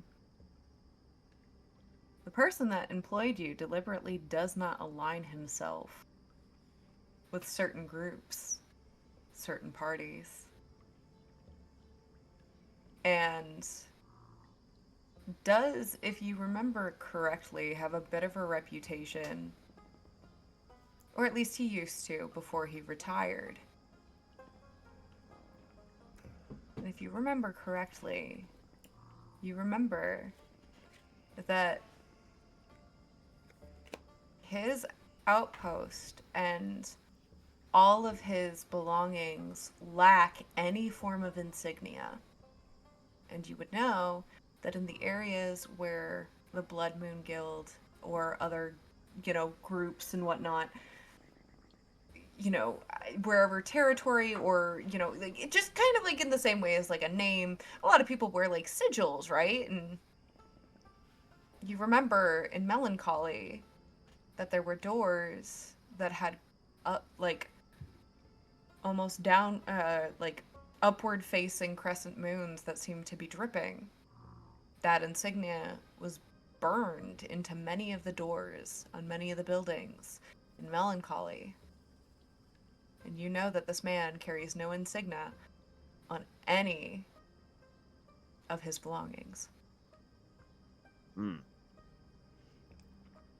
That being said, having heard the "you must have done something," Branson will just off the cuff say, "Well, we did cut our way through a swath of werewolves, but making our way out of the village we first discovered, so..." He will shrug. "I figured they'd be petty and vengeful, but I thought they'd be at least more direct."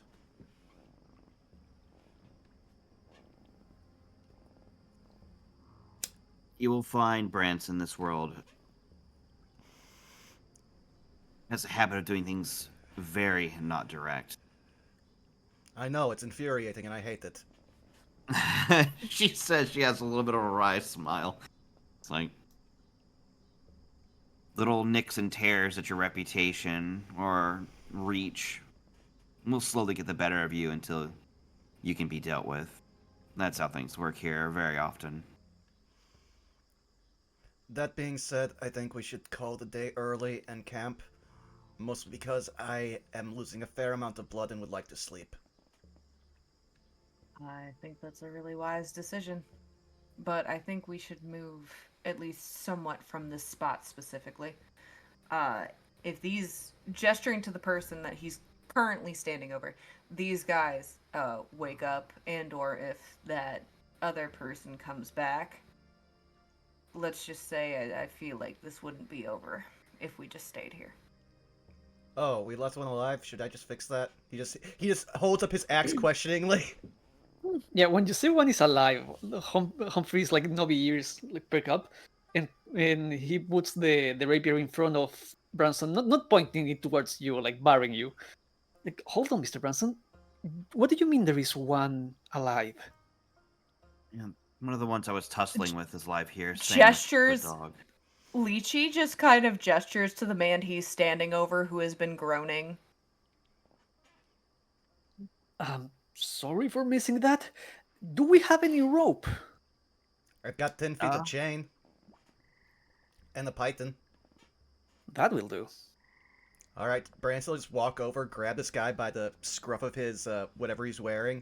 Well, let me just, okay, let me just, and Lychee just, like, gets off. Well, again, he would have waited for Leash to get off, because, again, he defers to him as the person who he's working for. Sure, but just, like, the way that you were beelining over, he's just like, alright, hang on, Like, wait a move. minute. Yeah. Let me just get out of the way, alright. Alright, there we go. Now he'll just start wrapping the chain around this guy, and then put both ends of the chains after he's done wrapping into the ground. He'll just take out his axe. Actually, no, he's got a hammer. I forgot because of his kit. Get a hammer and just bury a piton into the ground for both ends of the chain, just making him forced to sit up. Also, Humphrey will take a quick look at the equipment of this guy and take off all of the weapons. Investigation check. Will do. Don't you be holding on me? Investigation. Not great. But that'll do. Flat 20. Obviously his two-handed sword. But he also seems to have what appears to be a couple of hand axes tied to his waist. 3 Mr. Bronson. total. And Humphrey tosses the bundle towards Branson. He'll say to Lychee, "We can add this for negotiated payment." He points to the big sword as he just kind of shoves it into the caravan. And he will look at them. I'm going to assume they're not silvered hand axes. No, they're just generic. I mean, they're well crafted, but they're just generic. Yeah, hand I mean, axes. I figured they're working for the Blood Moon Guild, so yeah, they're not going to have silver on them. But Alright, I can hold on to these. They're at least decently balanced, but not to my preference. Okay. Think of it this way, Mr. Branson, you are throwing a lot of those. Might as well have some disposable ones. Fair, but I'm looking to get these, my original 4 silvered and hopefully get some more made at a pure silver. As soon as we get to Scald, that wish may be granted. Yes, that's fine. For Then you're just gonna now- watch Branson is just gonna step behind, grab this guy by the hair, like kneel behind him and just put one of those hand axes he just put at his throat. Does anyone want to wake him so we can get the questioning over and I can go sleep?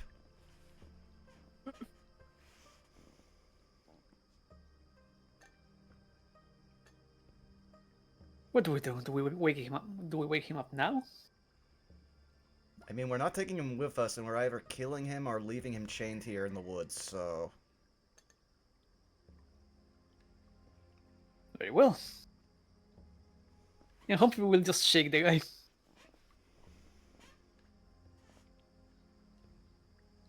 Are you shaking him awake? Yep, He's out. completely. That's a natural 1 on a con save. He's unconscious. Branson, I have an idea. Ophestiel, do you see any of those still slightly infected trees? Good question. Do I? Slightly infected trees? No. You don't even need a roll for this. You've been clear of those trees for a while.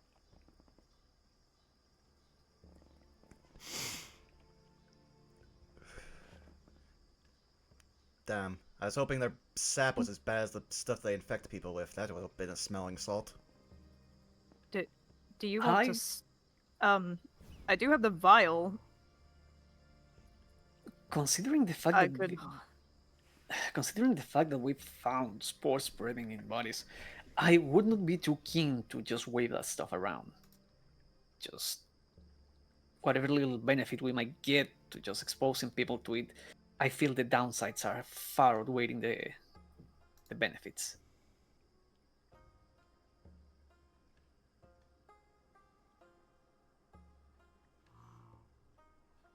Let me check something real quick.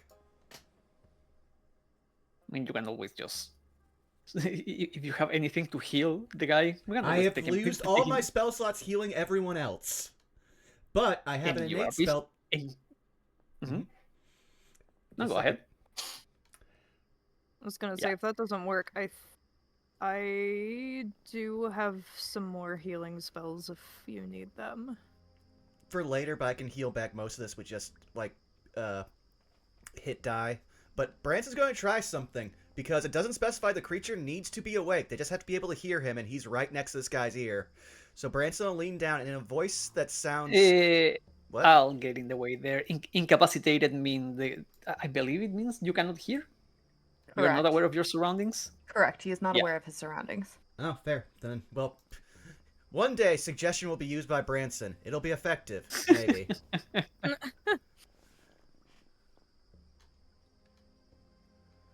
If you want You to... were going to say? Oh, yeah. Well, if Guys? you want to... Yeah, I was gonna say, if you want to heal him. Yeah, I can come heal him. And that'll be D8 plus 3 for 5. You healing him? Yeah. Oh my gosh. Well, his wounds seem to heal up, but that's another natural 1 on a con save. He's unconscious. We kept the wrong guy alive. Alright, 1 second. Branson's just going to press the axe he's holding at his neck in enough to do 1 point of damage and wake this guy.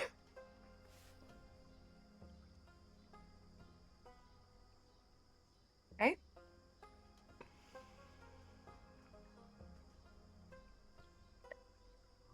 He's still unconscious, I'm sorry. At this point, he's becoming more of a liability than anything else. Do we really want to...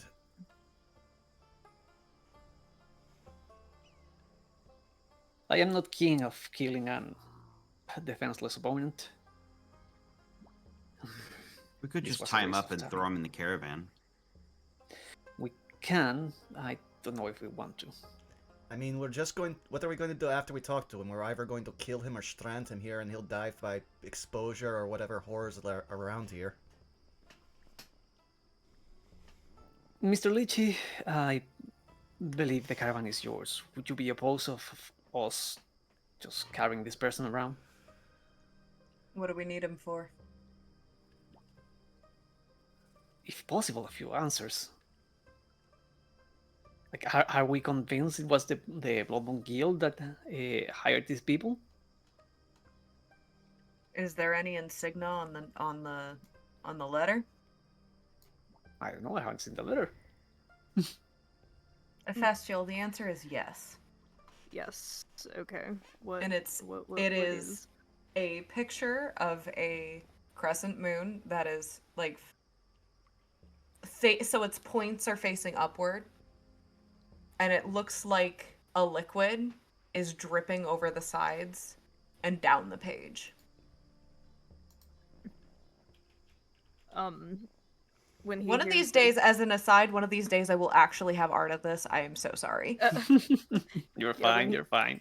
when he hears the about the insignia, he hands the paper over to Lychee to let him look at it. Yeah. I don't think he holds it out and you can see it's a stamp, so it's like a clear ink stamp, but it is inked in red ink. Like scarlet red ink. For all of you to see it. This is pretty damning evidence, if you ask me. Then fine. I'll tie this person and do with them as you wish. Either we abandon them or just, I don't know. I see I mean, I don't even see any reason to tie this person up. I think that's a little much considering we'd be leaving them to the wilderness. But Oh yeah, I just said untie them. Yeah. yeah, okay, sorry, I heard tie them. I was like, oh, No. we could just untie them and leave them here. Alright. Because honestly, that at this point is going to be a liability, especially because, sure, he wakes up, but if he has the ability to do half of what I think he's capable of, and if nothing else, he poses a problem, sabotages the caravan in any capacity, like he already has, it's only going to make this journey more difficult. And if we are able to, he pauses. It's like a thought occurs to him, and he kind of looks all five of you in the face and goes, "Let me ask you this: what's more damning? Bringing him with us, or leaving him to the mists?"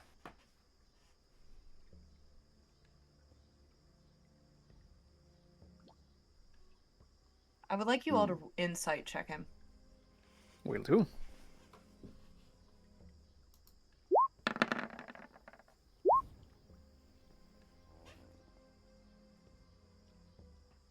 That's a 13 for me. 24. Hello. Alpha? Oh no, did we lose Alpha? No, Never I'm here. mind. I got an 8. There we go. So Branson's the only one who probably picks up on what he's putting down? No, actually. Oh. DC was a 10. Unless, of course, you can figure it out above game. If you drew the conclusion that he's suggesting, because he's noticing the mists around you, he's suggesting no need to tie him up. If you just leave him, the mists will do their business. And he, as in the fighter, may completely lose trail simply on principle. If it doesn't kill him outright. Branson will shrug. You're the boss. He'll untie him and then he will check his pockets for money. Investigation check. Thank you. 20. You find no money. However, you do find insignia ring. Oh. Gonna guess Blood Moon? Nope. Oh. He'll just go to Lechi. I found an insignet ring. Is it anything you recognize? He is going to do a uh he is going to do a religion check actually. As I the insignia on the ring, the image is a what appears to be a harp with a silvered detailing on it. And actually, Branson, do you hold it out for everyone to see? Yeah, he just mostly goes to Lechi because he's the boss. Sure. Lena, roll me a religion check with advantage. Religion check with advantage. I think I remember you describing this to me, actually. Mm-hmm. 17's both way?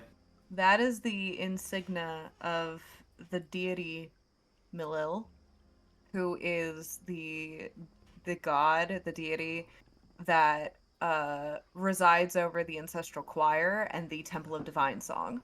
Okay, yeah. I thought it sounded similar to the symbol you said for the ancestral choir. Okay. Mm-hmm. Mm-hmm. That is the same symbol that you are looking at. She would actually say for a second, do you mind if I see that for a moment? He'll check. By all means. Yep, he'll hand it. She'll like palm it and like look it over, um, like carefully and say, that's what I thought this was. This is the symbol for the deity that helps reside over the. But back in my hometown, uh, there was there is a church of sorts, we'll say, um, and it is known to be the church the old cult of the ancestral choir. And they had a deity by the name of Melil that kind of oversaw it. You're talking And about the Temple of Divine Song, aren't you? yes, Hmm. and this is their symbol. Hmm. Well, we are slowly finding need for priests, so Branson will just take off one of his gauntlets and put the ring on his unused ring finger.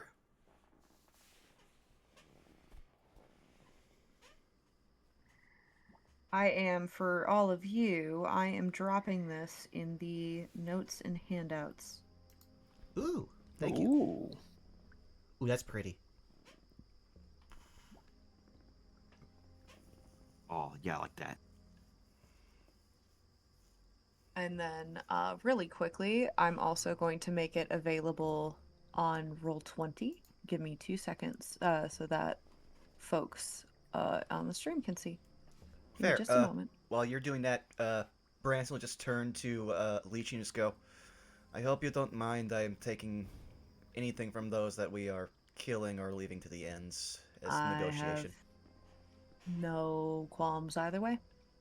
Fair enough. Anything that we can't use, I will barter with you for later use. Fair enough. That is a third dice on the floor, and I wasn't even rolling. Okay, I am getting you a dice tray for your birthday. It'll be a while before I can send it to you, but I'm getting you one. Why send it to them? I could just give it to them at the convention. Because I don't think it'll get to me that fast. We might be able to just get one there. It's all right. Fair, but I have a preferred one that I think really works. Ah, I see. Yes, it's from Die Hard Dice. Please sponsor us. Die Hard Dice. Listen, the folding dice tray, no joke, is actually really good. I've used it at the few actual table games I've had in the last few years. Very nice. If only I had the know how to scream Die Hard Dice like Mac can. Listen, we will all get our taste of rabbit soon. He's already promised me. There we go. Bring that down just so they can also see how Malil is spelled, and we're good.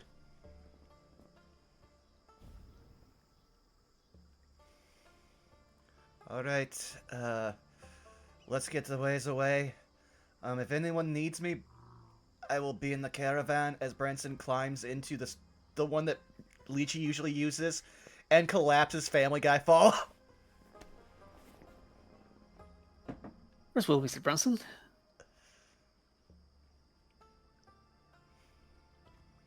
And as you all do prepare for a midday long rest, this is actually where we are going to call the session. Okay. Alrighty. Awesome. I will switch this over. I will also do a quick few rolls just so I remember between sessions of just doing the hit dice then. Yeah, feel free to if since you are all taking the 8 hours to go ahead and restock. Oh, if it is long rest, you don't even have to roll Yeah. for the dice. Yeah. That is Correct. full health pack. Yeah, just Correct. give me a If you second. are taking a long rest and not a short rest in 8 hours, then it is full restock. All right, then I'm good. Great session, guys. Yeah. Yeah. But yeah, I know some of us need to get to the warm, so Kaz, where can people find you? Is my mic picking? There we go. You can find me There you at yeah, again, faulty garage. Reset. Okay. You can find me at Catastrophe Cause on most platforms, primarily Instagram. I'm up to a lot of nothing because I'm mostly just pattern making right now, and it's not very exciting. It's been too cold to do really anything, cosplay wise, and frankly, I'm just tired. So we're in reset mode. However, I have a lot of things that are under wraps, in the works. Stuff happening. A lot of SoccerCon prep that needs to be happening that I have not started on. Mm. So if you want to watch me make things eventually, go find me there. But that's about it for me. So I will say Citro. Go. Oh, hello. I'm Cedric. You can find me pretty much everywhere at Cedric King, everywhere being places like Blue Sky, Twitter, Instagram, etc. As I said before, I'm managing to keeping a decent commission schedule. I'm trying to do one batch a month. So while I am pretty much spoken for this month, keep an eye out in March and you will see another batch open up. Other than that, I am here for whenever we pick up back again with the Domains of Dread, then that is pretty much me. So, throwing it back to Alpha now. Hi everybody. It's me. Scaly Alpha can be found on Twitch and Blue Sky under the same handles. Lot going on in the next coming week for me. Besides the usual Paper Mario Randomizer on Friday, I'm gonna be hanging out with Biggs Regretti and Paperbox House, aka Alfred, on Monday. On Tuesday, I've got. I just had a brain fart. I totally forgot what I was doing Tuesday. I'll remember it here in just a second. I know on Thursday. Is Arkolf and Zan. Right. Xanalis Grim and Arkolf doing Abiotic Factor. Thank you. And on Thursday doing a Helldivers collab with Hatling Hattery that raided earlier with a couple other friends. Other than that, it'll just be probably a whole bunch of Minecraft and art. So if you like any of that, it's gonna be a full week. Feel free to tune in. And that's really it for me. I will pass it over to, I believe, Sarah's not gone yet. Yeah. You can find me all over the internet at Tixtixel. Like I said, I got a lot of stuff happening in the works. A lot of stuff with some cool stuff people here. Some stuff happening with some other friends of mine that are really cool people. This week specifically, you're probably not gonna see me until Sunday, because on Friday and Saturday I'm celebrating the 29. Heck yeah. So yeah. That's pretty much it, unless anything spontaneously happens in the interim. Yeah. Vaughn, take it away. Hi, you've already found me here at twitch.tv/BurnoutVaughn. You can find me on YouTube and Blue Sky, Burnout Vaughn, and over on Patreon, Burnout's Bar, where, hey, if you want to find a cool Ranger subclass or 13 different Warlock Pact boons that we've used in a different game that we play, which is Pact Tactics, which you can find on YouTube, I got stuff for you. But I am much like Saris, where you won't see me again until next Sunday, unless something happens. Yeah. So with that, we're gonna raid a good bean, someone who I would love to say is a friend of the channel, but we are more associates. But one Aeon Protect Gaming. So what should our raid message be? Ooh. Hmm. Question, Mega Man. Well, he's doing music right now, right? Mm-hmm. Yes. What if we just I like that actually. Marches of Amarande, Bardcore. Ah, cool. And 1 second here while I Yep. wait for the. Yep. Also have to get that one, Yeah. last one in before that because they are the good beans too. But yeah, Bardcore. I got Thank y'all there. for coming out. We will see you again in a week for once. Bye. Bye. Ooh. Bye. Bye-bye.